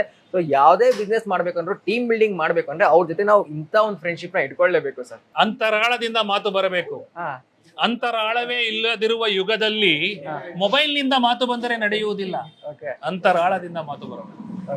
Should come from, see, ನಾನು if I don't love Kiran, if I don't love Suraj, if I don't love Saripul, ನಾನು ಬಾಡಿ ಲ್ಯಾಂಗ್ವೇಜ್ ಅಲ್ಲಿ ಹೇಳ್ತೀನಿ. ನಾನು ಅವ್ರ ಬಾಡಿ ಲ್ಯಾಂಗ್ವೇಜ್ ಅಲ್ಲಿ ಹೇಳ್ತೀನಿ, ನಿಮ್ಗೆ ಹುಷಾರಿದೆ, ಹುಷಾರಿಲ್ಲ. ಇವತ್ತು ನಿಮ್ಮ ಹೆಂಡತಿ ಜೊತೆ ಜಗಳ ಮಾಡಿದ್ದೀರಾ, ಜಗಳ ಮಾಡಿಲ್ಲ. ನಿಮ್ಮ ಮಗನ್ ಬೈದಿದ್ದೀರಾ, ಬೈದಿಲ್ಲ. ಮೊನ್ನೆ ನನ್ನ ಪಾರ್ಟ್ನರ್ ಹೇಳಿದೆ, ನಿನಗೆ ಮದುವೆ ಸೆಟ್ಲ್ ಆಗಿದೆ, ನನಗೆ ಹೇಳ್ತಿಲ್ಲ. ಹೌದು ಸರ್, ಹೆಂಗ್ ಗೊತ್ತಾಯ್ತು ಸರ್? ನಾಳೆ engagement. Language is also not just communicate, body language. You should connect. ಪ್ರೀತಿಸೋದಕ್ಕೆ ದುಡ್ಡು ಬೇಕಿಲ್ಲ, ಫ್ರೀ, ಅಬಂಡೆಂಟ್. ನಾವು ಮಾಡಲ್ಲ ಅದನ್ನ. ನಿಮ್ಮನ್ನು ಪ್ರೀತಿ ಮಾಡಕ್ ನನಗೇನು ಕಷ್ಟ? ಕಿಶೋರ್ ಅವ್ರನ್ನ ನಿಮ್ಮನ್ನು ಪ್ರೀತಿ ಮಾಡಿ ಅಲ್ಲಿಂದ ಬಂದಿದ್ದೀರಾ, ಏನಕ್ಕೆ ಬಂದಿದ್ದೀರಾ? ಬೆಂಗಳೂರಲ್ಲಿ ಬೇರೆ ಬೇಕರಿಗಳಿಲ್ವಾ? ಬೇರೆ ದೊಡ್ಡ ಬಿಸ್ನೆಸ್ ಮನೆಗಳಿಲ್ವಾ? ಬಂದಿದ್ದೀರಾ. ನಾನೇನು ಮಾಡ್ಬೋದು? ನಾನು ನಿಮ್ಮನ್ನು ಪ್ರೀತಿ ಮಾಡ್ಬೋದು. ಅದನ್ನೇ ನಾವು ಮಾಡಲ್ಲ ಅಂದ್ರೆ ಅದನ್ನು ಕಮಾಡಿಟಿ ತರ ಲೆಕ್ಕ ಹಾಕಿ ಫೋನ್ ಪೇ ತರ 1 ರೂಪಾಯಿ ಕಳಿಸ್ತೀನಿ ಅಂದ್ರೆ. ಓಕೆ ಸರ್, ನಾನು ಈ ಕ್ವಶನ್ ನನ್ನ ಹತ್ರ ಇರ್ಲಿಲ್ಲ, ಬಟ್ ಈಗ ಕೇಳಬೇಕು ಅನ್ನಿಸ್ತಾ ಇದೆ. ಏನಂದ್ರೆ ಸರ್, ನೀವು ಇಷ್ಟೊಂದು ಖುಷಿಯಾಗಿ ಮಾತಾಡ್ತಾ ನಮ್ಮ ಜೊತೆನೂ ಮಾತಾಡ್ತಾ ಇದ್ದೀರಾ, ನಿಮ್ಮ ಸ್ಟಾಫ್ಗಳ ಜೊತೆನೂ ಇಷ್ಟೊಂದು ಖುಷಿಯಾಗಿ ಮಾತಾಡ್ತಾ ಇದ್ದೀರಿ ಸರ್. ಈ ಕ್ವಶನ್ ಏನಂದ್ರೆ, ಈಗ ಬಿಸ್ನೆಸ್ ಮ್ಯಾನ್ಗಳು ಅಂದ್ರೆ ಯಾವಾಗಲೂ ಪರ್ಸನಲ್ ಪ್ರೆಷರ್ ಇರುತ್ತೆ ಅಂಡ್ ಬಿಸ್ನೆಸ್ ಅಲ್ಲಿ ಪ್ರೆಷರ್ ಇರುತ್ತೆ, ಬೇರೆ ಬೇರೆ ಏನು ಪ್ರೆಷರ್ಗಳೆಲ್ಲ ಇರುತ್ತೆ. ಆದ್ರೂ ಕೂಡ ಬಿಸ್ನೆಸ್ ಅಲ್ಲಿ ಬಂದಾಗ ಅದೇ ಮೂಡಲ್ಲಿ ಬರ್ತಾರೆ, ಸ್ಟಾಫ್ ಜೊತೆ ಸರಿಯಾಗಿ ಮಾತಾಡಲ್ಲ, ಬೇರೆ ಯಾರ ಜೊತೆ ಕಸ್ಟಮರ್ ಜೊತೆ ಸರಿಯಾಗಿ ಮಾತಾಡಲ್ಲ ಸರ್. ಬಟ್ ನೀವು ಸರ್ ಬಂದಾಗಿಂದ ನಾನು ಅಬ್ಸರ್ವ್ ಮಾಡ್ತೀರಾ, ನಮ್ಮ ಜೊತೆ ಹೆಂಗೆ ಟ್ರೀಟ್ ಮಾಡ್ತಾ ಇದ್ರೆ, ಪ್ರತಿಯೊಬ್ಬರ ಜೊತೆ ಹಿಂಗೆ ಖುಷಿಯಾಗಿ ಟ್ರೀಟ್ ಮಾಡ್ತಾ ಇದ್ದೀರಿ ಸರ್. ಅದಕ್ಕೋಸ್ಕರ ಪರ್ಸನಲ್ ಲೈಫ್ನ, ಪ್ರೊಫೆಷನಲ್ ಲೈಫ್ನ ಮತ್ತೆ ಇದರ ಬಿಸ್ನೆಸ್ ಮಾಡೋದಕ್ಕೆ ಹೆಂಗೆ ಬ್ಯಾಲೆನ್ಸ್ ಮಾಡೋದು ಸರ್? ಫಸ್ಟ್ ಜೀವನದಲ್ಲಿ ನಾವೆಲ್ಲ ಮಾಡ್ತಿರೋದು ಏನಕ್ಕೆ? ಸಂತೋಷವಾಗಿರಕ್ಕೆ. ಅದನ್ನ ಮರ್ತು ಬಿಡ್ತೀವಿ ನಾವು. ಸಂತೋಷ ಮರ್ತು ಬಿಡ್ತೀವಿ. ಸಂತೋಷವಾಗಿರ್ಬೇಕು. ಚಾಲೆಂಜ್ಗಳು ಬರುತ್ತೆ, convert A problem into challenge and challenge into an opportunity. Okay, ನೀವು ಪರ್ಸನಲ್ ಲೈಫ್ ಬಿಸ್ನೆಸ್ ಲೈಫ್ ಹೇಳಿದ್ರಿ. ಪರ್ಸನಲ್ ಲೈಫ್ ಅಲ್ಲಿ ನನಗೆ ಒಳ್ಳೆ ಧರ್ಮಪತ್ನಿ ಇದ್ದಾಳೆ, ಒಳ್ಳೆ ಮಗ ಇದ್ದಾನೆ, ಒಳ್ಳೆ ಅತ್ತೆ ಮಾವ ಇದ್ದಾರೆ, ಒಳ್ಳೆ ತಂದೆ ತಾಯಿಗಳಿದ್ದಾರೆ, ಒಳ್ಳೆ ಗುರುಗಳಿದ್ದಾರೆ, ಒಳ್ಳೆ ಮಾರ್ಗದರ್ಶಕರಿದ್ದಾರೆ, ಒಳ್ಳೆ ಸ್ನೇಹಿತರಿದ್ದಾರೆ, ಎಲ್ಲವೂ ಚೆನ್ನಾಗಿದೆ. ಆದ್ರೆ ನನ್ನ ಪರ್ಸನಲ್ ಲೈಫ್ ಅಲ್ಲಿ ರಾತ್ರಿ 9 ಗಂಟೆಯಿಂದ ಬೆಳಗ್ಗೆ 9 ಗಂಟೆವರೆಗೆ GK ಪ್ರಮೋದ್ ಫೋನೇ ಎತ್ತುವುದಿಲ್ಲ. ಅದು ನನ್ನ ಪರ್ಸನಲ್ ಜೀವನ. 9 ಗಂಟೆಗೆ ಮಲಗಿದರೆ 4 ಗಂಟೆಗೆ ಹೇಳ್ತೀನಿ, ಬ್ರಾಹ್ಮಿ ಮುಹೂರ್ತದಲ್ಲಿ ಎಲ್ಲರಿಗೂ ಪ್ರೇಯರ್ ಮಾಡ್ತೀನಿ ನಾನು, ಚೆನ್ನಾಗಿರಿ ಅಂತ ಪ್ರೇಯರ್ ಮಾಡಿ, ಯೋಗ ಮಾಡಿ, ವಾಕ್ ಮಾಡಿ, ತಿಂಡಿ ತಿಂದು ಮನೆಯಲ್ಲಿ ಡಬ್ಬಿ ರೆಡಿ ಆದ ಮೇಲೆ 9 ಗಂಟೆಗೆ ಮನೆಯಿಂದ ಹೊರಡುತ್ತಾರೆ. ಬಟ್ 9 ರಿಂದ 9 ನನ್ನ ಗಂಟೆ ನನ್ನ ಸಮಯ. ನಾವೇನ್ ಮಾಡ್ತೀವಿ ಇವಾಗ, ಎಲ್ಲಾ ಟೈಮಲ್ಲೂ ನಾವು ಗ್ಲೋರಿಫೈಡ್ ರಿಸೆಪ್ಷನ್ ಅಟೆಂಡ್ ಮಾಡ್ಲೇಬೇಕು ಕಾಲು. ಅಂದ್ರೆ 24 ಗಂಟೆ ನೀನ್ ಕಾಲ್ ಅಟೆಂಡ್ ಮಾಡ್ತಿದ್ಯಾ ಅಂದ್ರೆ ನೀನು ಒಬ್ಬ ಒಳ್ಳೆ ಬಿಸ್ನೆಸ್ ಮ್ಯಾನೇಜರ್ ಅಲ್ಲ, ಒಬ್ಬ ಒಳ್ಳೆ ಬಿಸ್ನೆಸ್ CEO ಅಲ್ಲ, ನಿನಗೆ ಬಿಸ್ನೆಸ್ ರನ್ ಮಾಡಕ್ ಬರಲ್ಲ. ಅಂದ್ರೆ ಶಾಪಿನಲ್ಲಿ ಇರುವಂತಹ ಆಪರೇಷನ್ ಮ್ಯಾನೇಜರು ಅವನ ಕೆಲಸವನ್ನ ಮಾಡದೆ ನಿನಗೆ ಪದೇ ಪದೇ ಫೋನ್ ಮಾಡುತ್ತಿದ್ದಾನೆ ಎಂದರೆ ಅರ್ಥ ನಿನ್ನ ಮ್ಯಾನೇಜ್ಮೆಂಟ್ ಸರಿ ಇಲ್ಲ. ಇದು ಪರ್ಸನಲ್ ಲೈಫ್ ಆಯ್ತು. ನಾನು ಮೌಂಟ್ ಕೈಲಾಶ್ಗೆ ನಡ್ಕೊಂಡು ಪರಿಕ್ರಮ ಮಾಡಿದ್ದೀನಿ, 40 ಕಿಲೋಮೀಟರ್ ನಡೆದಿದ್ದೀನಿ. ಓಕೆ, ನಾನು ಹೊರದೇಶಗಳಿಗೆ ಪ್ರಯಾಣ ಮಾಡ್ತೀನಿ, ಟೂರ್ ಮಾಡ್ತೀನಿ, ಪಿಲಿಗ್ರಿಮೇಜಸ್ಗೆ ಟೂರ್ ಮಾಡ್ತೀನಿ, ಸೋಷಿಯಲ್ ವರ್ಕ್ಸ್ ಮಾಡ್ತೀನಿ. ಗೊರೂರಲ್ಲಿ ಗೊರೂರು ಡೆವಲಪ್ಮೆಂಟ್ ಟ್ರಸ್ಟ್ ನ ವತಿಯಿಂದ 1200 ವರ್ಷದ ಹಳೆ ದೇವಸ್ಥಾನಗಳನ್ನ ರಿನೋವೇಟ್ ಮಾಡಿದ್ವಿ. ನನ್ನ ಪರ್ಸನಲ್ ಜೀವನದಲ್ಲಿ ವೀರೇಂದ್ರ ಹೆಗಡೆ ಅಂತ ವ್ಯಕ್ತಿಗಳಿಂದ ಹಿಡಿದು ರಾಮಕೃಷ್ಣಾಶ್ರಮದ ಸ್ವಾಮೀಜಿಯವರಿಂದ ಹಿಡಿದು ಅನೇಕ ಮಾರ್ಗದರ್ಶಕರಿದ್ದಾರೆ. ಆಯ್ತಾ? ಸೊ ಹಾಗಾಗಿ ಪರ್ಸನಲ್ ಜೀವನ ಒಂದು, ಪ್ರೊಫೆಷನಲ್ ಜೀವನ. ಈಗ ನಾನು ಅಂಗಡಿಗೆ ಬಂದಿದ್ದೀನಿ, ಅಂಗಡಿಯಲ್ಲಿ ನಾನು ಅಂಗಡಿ ಫೋಕಸ್ ಮಾಡಬೇಕು. ನನ್ನ ಮನೆಯೊಳಗೆ ಫೋನ್ ಮಾಡ್ತಾಳೆ 10 ಸತಿ, ನನ್ನ ಮನೇಲಿ ಅದಾಯ್ತು, ಗ್ಯಾಸ್ ಬಂದಿಲ್ಲ ರೀ, ವಾಟರ್ ಬಂದಿಲ್ಲ ರೀ, ಆ ಚಿಂತೆ ಇಲ್ಲಾಕೆ? ಇಲ್ಲಿಗೆ ಬಂದಾಗ ಇಲ್ಲಿಯ ವ್ಯವಹಾರ, ಅಲ್ಲಿಗೆ ಹೋದಾಗ ಅಲ್ಲಿಯ ವ್ಯವಹಾರ, ಎರಡೂ ಬೇರೆ. ಅದೇ ರೀತಿ ಸ್ಟಾಫ್ ಜೊತೆನೂ ಅಷ್ಟೇ, ಪರ್ಸನಲ್ ಬಾಂಧವ್ಯ ಬೇರೆ. ಕಿರಣ್, ನಿನ್ನ ಮಡದಿ ಚೆನ್ನಾಗಿದ್ದಾರೆ ಸರ್, ಅದು ಪರ್ಸನಲ್. ವ್ಯಾಪಾರ ವಹಿವಾಟು ಬೇರೆ. ಸೂರಜ್, ಸರ್ಫರಾಜ್ ಹೇಗೆ ಇದ್ದಾನೆ, ಮಗುವಿನ ವಿಚಾರಣೆ ಆಯ್ತು, ನಂತರ ವ್ಯಾಪಾರ ಹೇಗೆ ಇದೆ. Personally I love everybody, professionally ಕೆಲವು ಟೈಮಲ್ಲಿ ಬೇರೆ ಬೇರೆ ಒಪಿನಿಯನ್ ಬರಬಹುದು. ನಾನು ಎಲ್ಲರಿಗೂ ಹೇಳೋದೇನೆಂದ್ರೆ, ಬಿಸ್ನೆಸ್ ಮನೆಗಳಿಗೆ ಯಾವುದೇ ಕಾರಣದಲ್ಲಿ ಪರ್ಸನಲಿ ಬೇರೆ ಆಗಬೇಡಿ, ಪ್ರೊಫೆಷನಲಿ ಬೇರೆ ಆಗಿ. ನನಗೆ ಹೊಂದಲಿಲ್ಲ ಆ ಸ್ಟಾಫ್ ಜೊತೆ, ಅವ್ನು ಮಾಡ್ತಿರೋ ಕೆಲಸ ಸರಿ ಇಲ್ಲ, ಅಣ್ಣ ಇಲ್ಲಿ ಸರಿ ಆಗುತ್ತಿಲ್ಲ, ಬೇರೆ ಕಡೆ ಹೋಗಿ. ನಮ್ಮ ಸ್ಟಾಫು ಏನು ಖುಷಿ ಆಗುತ್ತೆ ಅಂದ್ರೆ, ಎಷ್ಟು ಸ್ಟಾಫ್ಗಳು ನಮಗೆ ವಾಪಸ್ ಬರ್ತಾರ್ರಿ, ದೇ ಕಮ್ ಬ್ಯಾಕ್. ಆಮೇಲೆ ನಮ್ಮ ಸ್ಟಾಫ್ ಅಲ್ಲಿ ಪಾರ್ಟ್ ಟೈಮರ್ಸ್ ಇದ್ದಾರೆ, ಅವರೆಲ್ಲ ಒಳ್ಳೊಳ್ಳೆ ಡಿಗ್ರಿ ಮಾಡ್ತಾ ಇದ್ದಾರೆ, ಒಳ್ಳೊಳ್ಳೆ IT ಕಂಪ್ನಿಲಿ ಕೆಲಸ ಮಾಡ್ತಾ ಇದ್ದಾರೆ. ಖುಷಿ. ಇದು ಒಂದು ನಮ್ದು ಹೇಗಿರ್ಬೇಕು ಅಂದ್ರೆ, ವ್ಯಾಪಾರ ಒಂದು ವಿಶ್ವವಿದ್ಯಾಲಯ ಆಗಬೇಕೆ ವಿನಃ ವ್ಯಾಪಾರವನ್ನ ಬರೀ ವ್ಯಾಪಾರದ ರೀತಿ ನಡೆಸಿದ್ರೆ ಮಜಾ ಬರಲ್ಲ. ಲೈಫ್ ಮೇ ಮಜಾ ನೈ ಆನಾ ಚಾಹಿಯೆ. ಸೊ ಪರ್ಸನಲ್ ಜೀವನ, ಪ್ರೊಫೆಷನಲ್ ಜೀವನ ಎರಡನ್ನ ಸಪರೇಟ್ ಆಗಿ ಇಟ್ಟರೆ ಮನೆಯೂ ನೆಮ್ಮದಿ, ವ್ಯಾಪಾರವೂ ನೆಮ್ಮದಿ, ಮನೆಯ ಮಡತಿಗೂ ನೆಮ್ಮದಿ, ನಮಗೂ ನೆಮ್ಮದಿ, ಸಂತೋಷವಾಗಿರ್ಬೇಕು. ಹೊರಗಡೆ ಟ್ರಾಫಿಕ್ ಇದೆ, ಏನ್ ಮಾಡಕ್ಕಾಗುತ್ತೆ? ನಾನು ಇವಾಗ ಬಂದ್ವಿ, ನಾವು ಬೇಕರಿನಲ್ಲಿ ಟ್ರಾಫಿಕ್ ಅಲ್ಲಿ ಪಾರ್ಕಿಂಗ್ ಪ್ರಾಬ್ಲಮ್ ಆಯ್ತು, ಏನ್ ಮಾಡಕ್ಕಾಗುತ್ತೆ? ಇವತ್ತೇನೋ ಬಂದ್ವಿ, ಅದು ಲೋಡಿಂಗ್ ಆಗಿಲ್ಲ, ಏನ್ ಮಾಡಕ್ಕಾಗುತ್ತೆ? ಕಿರ್ಚಾಡಿದ್ರೆ ಸಮಸ್ಯೆ ಪರಿಹಾರ ಆಗುತ್ತಾ? ಕಿರ್ಚಾಡದೆ ನಿಧಾನವಾಗಿ, ಸಮಾಧಾನವಾಗಿ, ಪ್ರೀತಿಯಿಂದ ಮಾಡಿದರೆ ಕೆಲಸ ಬೇಗ ಆಗುತ್ತದೆ. ಟ್ರೆಂಡಿಂಗ್ ಅಂತ ಹೇಳ್ತೀವಿ, ವೈರಲ್ ಬೇಗ ಆಗುತ್ತದೆ. ಅಷ್ಟೇ. ಓಕೆ ಸರ್, ಈಗ ಕ್ರಿಸ್ಮಸ್ ಬರ್ತಾ ಇದೆ, ನ್ಯೂ ಇಯರ್ ಬರ್ತಾ ಇದೆ ಸರ್. ಈ ಒಂದು ಆಪರ್ಚುನಿಟಿಯನ್ನು ಯೂಸ್ ಮಾಡಿಕೊಂಡು ಬೇಕರಿ ಅವರು ಹೆಂಗೆ ಮಾರ್ಕೆಟಿಂಗ್ ಮಾಡ್ಬೋದು, ಏನೆಲ್ಲ ಕೇಕ್ಸ್ ಮಾಡ್ಬೋದು, ಇದರಿಂದ ಯೂಸ್ ಮಾಡ್ಕೊಂಡು ಹೆಂಗೆ ಜಾಸ್ತಿ ಪ್ರಾಫಿಟ್ ಮಾಡ್ಬೋದು ಸರ್? ಹೇಗೇನು ನಾನು ಹೇಳ್ತೀನಿ, ಕಸ್ಟಮರ್ ಜೊತೆ ಒಂದು ಪ್ರೀತಿ ವಿಶ್ವಾಸ ಬೆಳೆಸ್ಬೇಕು. ಬರೀ ಮಾರ್ಕೆಟಿಂಗು, ಬರೀ ನನ್ನ ಪ್ರಾಡಕ್ಟ್ ಆಗ್ಬೇಕು, ನನ್ನ ಡಬ್ಬ ಸೆಲ್ ಆಗ್ಬೇಕು, ಆಯ್ತರಪ್ಪ, ಅದು ವ್ಯಾಪಾರ. ಭಾವನಾತ್ಮಕ ಭಾವನೆಗಳೇ ಇಲ್ಲದಂತಹ ಮಾರುಕಟ್ಟೆ ಆಗ್ಬಿಟ್ರೆ, ಭಾವನೆಗಳನ್ನ ಒಳಗೊಂಡಾಗಿದ್ದಾದ್ರೆ ಸೆಲೆಬ್ರೇಷನ್. ಓಕೆ, ಈಗ ಕ್ರಿಸ್ಮಸ್ ಇದೆ, ಕ್ರಿಸ್ಮಸ್ ಸೆಲೆಬ್ರೇಷನ್ ಮಾಡ್ತಾ ಇದಾರೆ, ಎಲ್ಲರೂ ಪ್ಲಮ್ ಕೇಕ್ ತಿಂತಾ ಇದಾರೆ. ನಾವು ಹೆಂಗ್ ಪ್ಲಮ್ ಕೇಕ್ ಮಾಡಿದ್ವಿ, 3 ವರ್ಷ ಸೋಕ್ ಮಾಡಿದ್ವಿ, 23 ಇಂಗ್ರೀಡಿಯೆಂಟ್ಸ್ 3 ವರ್ಷ ಸೋಕ್ ಮಾಡಿದ್ವಿ. ನಾನು ಹೇಳ್ತೀನಿ ಎಲ್ಲ ನಮ್ಮ ಸ್ಟಾಫ್ ಅವ್ರಿಗೆ, ಯಾರು ಬಂದ್ರೆ, sir wish you happy Christmas ಅಂತ ಹೇಳಿಕೊಡಿ. ಫಸ್ಟ್ ಗ್ರೀಟ್ ದ ಕಸ್ಟಮರ್, ನಮಸ್ತೆ ಅಂತ ಹೇಳಿಕೊಡಿ. ಅದೇ ರೀತಿ ನ್ಯೂ ಇಯರ್ ಬಂದ್ರೆ wish you happy new year. ಮನಸ್ಸು ಒಳಗಡೆಯಿಂದ ನಾವು ವಿಶಸ್ನ ಮಾಡಿ ಪ್ರಾಡಕ್ಟ್ಗೆ ಏನ್ ಹೇಳ್ತೀವಿ, ರೆಸಿಪಿನಲ್ಲಿ ಹೇಳ್ತೀವಿ, ಅಮ್ಮ ಮಾಡಿದ ರೆಸಿಪಿ ಬಲು ರುಚಿ ಏಕೆ, ಅಮ್ಮ ಪ್ರೀತಿಯನ್ನ ಸೇರಿಸುತ್ತಾಳೆ. ನಾನು ನಮ್ಮಲ್ಲಿ ಹೇಳೋದು, ಅಯ್ಯಂಗಾರ್ ಓವನ್ ಫ್ರೆಶ್ ಬೇಕರಿ ಅವರು ಪ್ರೀತಿಯನ್ನ ಸೇರಿಸಿ ಹಬ್ಬವನ್ನು ಮಾಡಿದರೆ ಅದು ಚೆನ್ನಾಗಿರುತ್ತದೆ. ಪ್ರೀತಿಯೇ ಇಲ್ಲದ ಬ್ರೆಡ್ಡು, ಪ್ರೀತಿಯೇ ಇಲ್ಲದ ಕೇಕು ಏನಾದೀತು? ಸೊ ನಾವು ನಮ್ದು ಏನು ಪಾಲಿಸಿ, ಏನು ನಮ್ಮ ಫೌಂಡರ್ಸ್ ಏನು ಹೇಳಿದ್ದಾರೆ, ನಾನು ತಿನ್ನುವುದನ್ನು ನನ್ನ ಮಗು ತಿನ್ನಬೇಕು, ನನ್ನ ಬೇಕರಿಯಲ್ಲಿ ತಯಾರಾಗಿರುವುದು ಅವರವರ ಮಕ್ಕಳು ತಿನ್ನಬೇಕು. ನಾವು ತಯಾರು ಮಾಡಿದ್ದು ನಮ್ಮ ಮಕ್ಕಳು ತಿನ್ನಂಗಿದ್ರೆ ಪ್ರಾಡಕ್ಟ್, ಕೇಕ್ ಇರ್ಬೋದು, ವಾಲ್ನಟ್ ಬ್ರೌನಿ ಇರ್ಬೋದು, ಬ್ಲೂಬೆರ್ರಿ ಚೀಸ್ ಕೇಕ್ ಇರ್ಬೋದು, ಲವಾ ಕೇಕ್ ಇರ್ಬೋದು, ನಾವು ಮಾಡಿದ್ದನ್ನ ನಮ್ಮ ಮಕ್ಕಳು ತಿನ್ನಂಗಿರ್ಬೇಕು. ಅಷ್ಟೇ ಪಾಲಿಸಿ. ಓಕೆ ಸರ್, ನಿಮ್ಮ ಮಾತನ್ನ ಕೇಳ್ತಾ ಇದ್ರೆ ನನ್ಗೆ ಇನ್ನೊಂದು ಕ್ವಶನ್ ಕೇಳಬೇಕು ಸರ್. ಏನಂದ್ರೆ ಇವತ್ತಿನ ಯುವಕರಿಗೂ ಸರ್ ತುಂಬಾ ಜನಕ್ಕೆ ಭಯ ಇರುತ್ತೆ. ಕೆಲವೊಂದು ಕೆಲ್ಸಕ್ಕೆ ಹೋದ್ರೆ ಇಷ್ಟೇ ಸಂಬಳನ, ಇಲ್ಲ ಅಲ್ಲೋದ್ರೆ ಆ ಪ್ರೆಷರು, ಇಲ್ಲ ಬಿಸ್ನೆಸ್ ಸ್ಟಾರ್ಟ್ ಮಾಡೋಣ ಯಾವ್ದು ಮಾಡೋಣ, ಅದಕ್ಕೆ ಎಷ್ಟು ಇನ್ವೆಸ್ಟ್ಮೆಂಟ್ ಬೇಕಾಗುತ್ತೆ, ಎಲ್ಲಿಂದ ತರೋಣ, ಆ ಭಯದಲ್ಲೇ ತುಂಬಾ ಜನ ಇರ್ತಾರೆ ಸರ್. ಅಂತ ಭಯದಲ್ಲಿರೋರಿಗೆ ಇಲ್ಲ ನೀನು ಬಿಸ್ನೆಸ್ ಮಾಡ್ಬೋದು, ಸಕ್ಸಸ್ಫುಲ್ ಆಗ್ಬೋದು, ಅದಕ್ಕೆ ನಿಮ್ಗೆ ಇಷ್ಟೊಂದು ಎಕ್ಸ್ಪೀರಿಯನ್ಸ್ ಅಲ್ಲಿ ನಿಮ್ಗೆ ಇರುವಂತ ನಾಲೆಜ್ ಅಲ್ಲಿ ಅವ್ರಿಗೆ ಏನಾದ್ರು ನಿಮ್ ಕಡೆಯಿಂದ ಮಾದರಿಯಾಗಿ ಒಂದು ಟಿಪ್ಸ್ ಕೊಡೋಕೆ ಇಷ್ಟಪಡ್ತೀನಿ. ಇವತ್ತಿನ ಯುವಕರು ಬ್ಯೂಟಿಫುಲ್ ಕಣ್ರಿ, ಒಳ್ಳೆ ಯುಗದಲ್ಲಿ ಹುಟ್ಟಿದ್ದಾರೆ. ಆಫ್ಟರ್ ನಾನು ಎರಡೇ ಹೇಳೋದು, before Google babies, after Google babies. ಇವರೆಲ್ಲ after Google babies, technology at finger tips. ಯುವಕರು ಎಷ್ಟೇ ಅಚೀವ್ ಮಾಡಿಲ್ಲ. ವರ್ಲ್ಡ್ ಪ್ರೆಸ್ ಅಂತ ಒಂದು ಕಂಪ್ನಿ ಫೌಂಡರ್ 400 ಕೋಟಿ ಮಾಲೀಕರಾಗಿದ್ದಾರೆ. ಯುವಕರು ಎಷ್ಟೇ ಅಚೀವ್ ಮಾಡಿಲ್ಲ. ಟಾಪ್ 100 ಯೂನಿಕಾರ್ನ್ ಕಂಪ್ನಿಗಳಲ್ಲಿ ಇವತ್ತಿನ ದಿನ ಆಗಿರೋದು ಯುವಕರು. ಝರೋದಾ ಕಂಪನಿ 35,000 ಕೋಟಿ ವಹಿವಾಟಿರುವ ಕಂಪನಿಯನ್ನ ಫೌಂಡ್ ಮಾಡಿರೋದು ಯುವಕರು. ಭಾರತದ ಅದೃಷ್ಟ ಅಂದ್ರೆ ಇಂಥ ಯುವಕರು ಭಾರತದಲ್ಲಿದ್ದಾರೆ. ಯುವಕರು ಭಯ ಪಟ್ಕೊಳ್ಳೋದಕ್ಕಿಂತ ಜಾಸ್ತಿ ಏನಂತಂದ್ರೆ ಟೆಕ್ನಾಲಜಿ ಅವೈಲಬಲ್ ಇದೆ, ಎಕ್ಸ್ಪ್ಲೋರ್ ಮಾಡಕ್ ಅವಕಾಶಗಳಿದೆ. ನಾನು ಹೇಳೋದು ಒಂದೇ, ಯುವಕರಿಗೆ ಏನು ಮಾಡುತ್ತಿರೋ ಎಲ್ಲವನ್ನು ಮಾಡಿ, ಆದರೆ ದೇಶದ ಬಗ್ಗೆ ಕಾಳಜಿ ಇರಲಿ, ಭಾರತದ ಬಗ್ಗೆ ಕಾಳಜಿ ಇರಲಿ. ಭಾರತಕ್ಕಾಗಿ ಮಾಡಿ, ಆಮೇಲೆ ಪ್ರಪಂಚಕ್ಕಾಗಿ ಮಾಡಿ. ನನ್ನ ದೇಶ, ನನ್ನ ಪ್ರಾಡಕ್ಟ್, ನನ್ನ ಕಂಟ್ರಿ, ನನ್ನ ಮನೆ ಫಸ್ಟ್ ಕಂಟ್ರಿ, ಆಮೇಲೆ ಪ್ರಪಂಚಕ್ಕೆ. ವಸುದೈವ ಕುಟುಂಬಕ. ಬ್ಯೂಟಿಫುಲ್. ಇವತ್ತೇನು ಎಲ್ಲಿಂದ ಎಲ್ಲಿಗೆ ಬೇಕಾದ್ರೂ ಟ್ರಾವೆಲ್ ಮಾಡ್ಬೋದು ಯುವಕರು. ಟೆಕ್ನಾಲಜಿ, ಮೊಬೈಲಲ್ಲಿ ಎಲ್ಲ ಇನ್ಫಾರ್ಮೇಶನ್ ಬರುತ್ತೆ. ಬ್ಯೂಟಿಫುಲ್. ಒಳ್ಳೆ ನಾಲೆಡ್ಜ್ ಇದೆ, ಎಜುಕೇಶನ್ ಇದೆ. ಇದಕ್ಕಿಂತ ಇನ್ನೇನು ಬೇಕು? ಈ ವಾತಾವರಣಕ್ಕಿಂತ ಇನ್ನೇನು ವಾತಾವರಣ ಬೇಕು? ನೆಲ ಸರಿ ಇದೆ, ಮಳೆ ಬರ್ತಾ ಇದೆ, ವಾತಾವರಣ ಸರಿ ಇದೆ, ಬೀಜ ಸರಿ ಇದೆ, ಬೀಜವನ್ನ ಹಾಕು, ಗೊಬ್ಬರವನ್ನ ಹಾಕು, ಬೆಳೆಯನ್ನ ಬೆಳಿ. ವಿಶ್ವ ಭಾರತ ಆಗ್ತಿರುವ ಭಾರತಂತ ಸನ್ನಿವೇಶದಲ್ಲಿ ವಿಶ್ವಕ್ಕೆ ದೊಡ್ಡದಾದ ಸಂಸ್ಥೆಯನ್ನ ಮಾಡೋದಕ್ಕೆ ತಾಕತ್ತಿರೋದು ನಮ್ಮ ದೇಶದ ಯುವಕರಿಗೆ ಮಾತ್ರ. Okay sir, thank you so much sir. Okay, ಇಷ್ಟೆಲ್ಲ ಫಾಲೋ ಮಾಡ್ಕೊಂಡು ಒಬ್ಬ ಬೇಕರಿ ಬಿಸ್ನೆಸ್ ಸ್ಟಾರ್ಟ್ ಮಾಡಿ ಅಂದ್ರೆ ಎಲ್ಲರೂ ಕಂಪ್ಲೀಟ್ ಆಗಿ ಗೈಡೇ ಕೊಟ್ಬಿಟ್ಟಿದ್ರೆ ಸರ್. ಫುಲ್ ಕಂಪ್ಲೀಟ್ ಇನ್ಫಾರ್ಮೇಷನೇ ಕೊಟ್ಬಿಟ್ಟಿದ್ರೆ ನೀವು ಸ್ಟಾರ್ಟಿಂಗ್ ಇಂದ ಎಂಡ್ವರೆಗೂ ಹೆಂಗೆ ಇನ್ವೆಸ್ಟ್ಮೆಂಟ್ ಆಗಿರ್ಬೋದು, ಹೆಂಗೆ ಮಾರ್ಕೆಟಿಂಗ್ ಮಾಡಬೇಕು, ಹೆಂಗೆ ಟೀಮ್ ಬಿಲ್ಡಿಂಗ್ ಮಾಡೋ ಪ್ರತಿಯೊಂದು ಹೇಳ್ಬಿಟ್ಟಿದ್ದಾರೆ ಸರ್. ಹಿಂಗೆಲ್ಲ ಫಾಲೋ ಮಾಡ್ಕೊಂಡು ಒಬ್ಬ ಬೇಕರಿ ಬಿಸ್ನೆಸ್ನ ಸ್ಟಾರ್ಟ್ ಮಾಡಿ ನೀವು ಹೇಳ್ದಂಗೆ ಒಂದು 15-20 lakhs ಇನ್ವೆಸ್ಟ್ಮೆಂಟ್ ನ ಮಾಡಿದ್ರೆ ಆವರೇಜ್ ಆಗಿ ಮಂತ್ಲಿ ಎಷ್ಟು ಇನ್ಕಮ್ ನ ಎಕ್ಸ್ಪೆಕ್ಟ್ ಮಾಡ್ಬೋದು ಸರ್? ಈಗ ಅವ್ರು ಏನಂತಂದ್ರೆ ಏರಿಯಾ ಮೇಲೆ ಹೋಗುತ್ತೆ.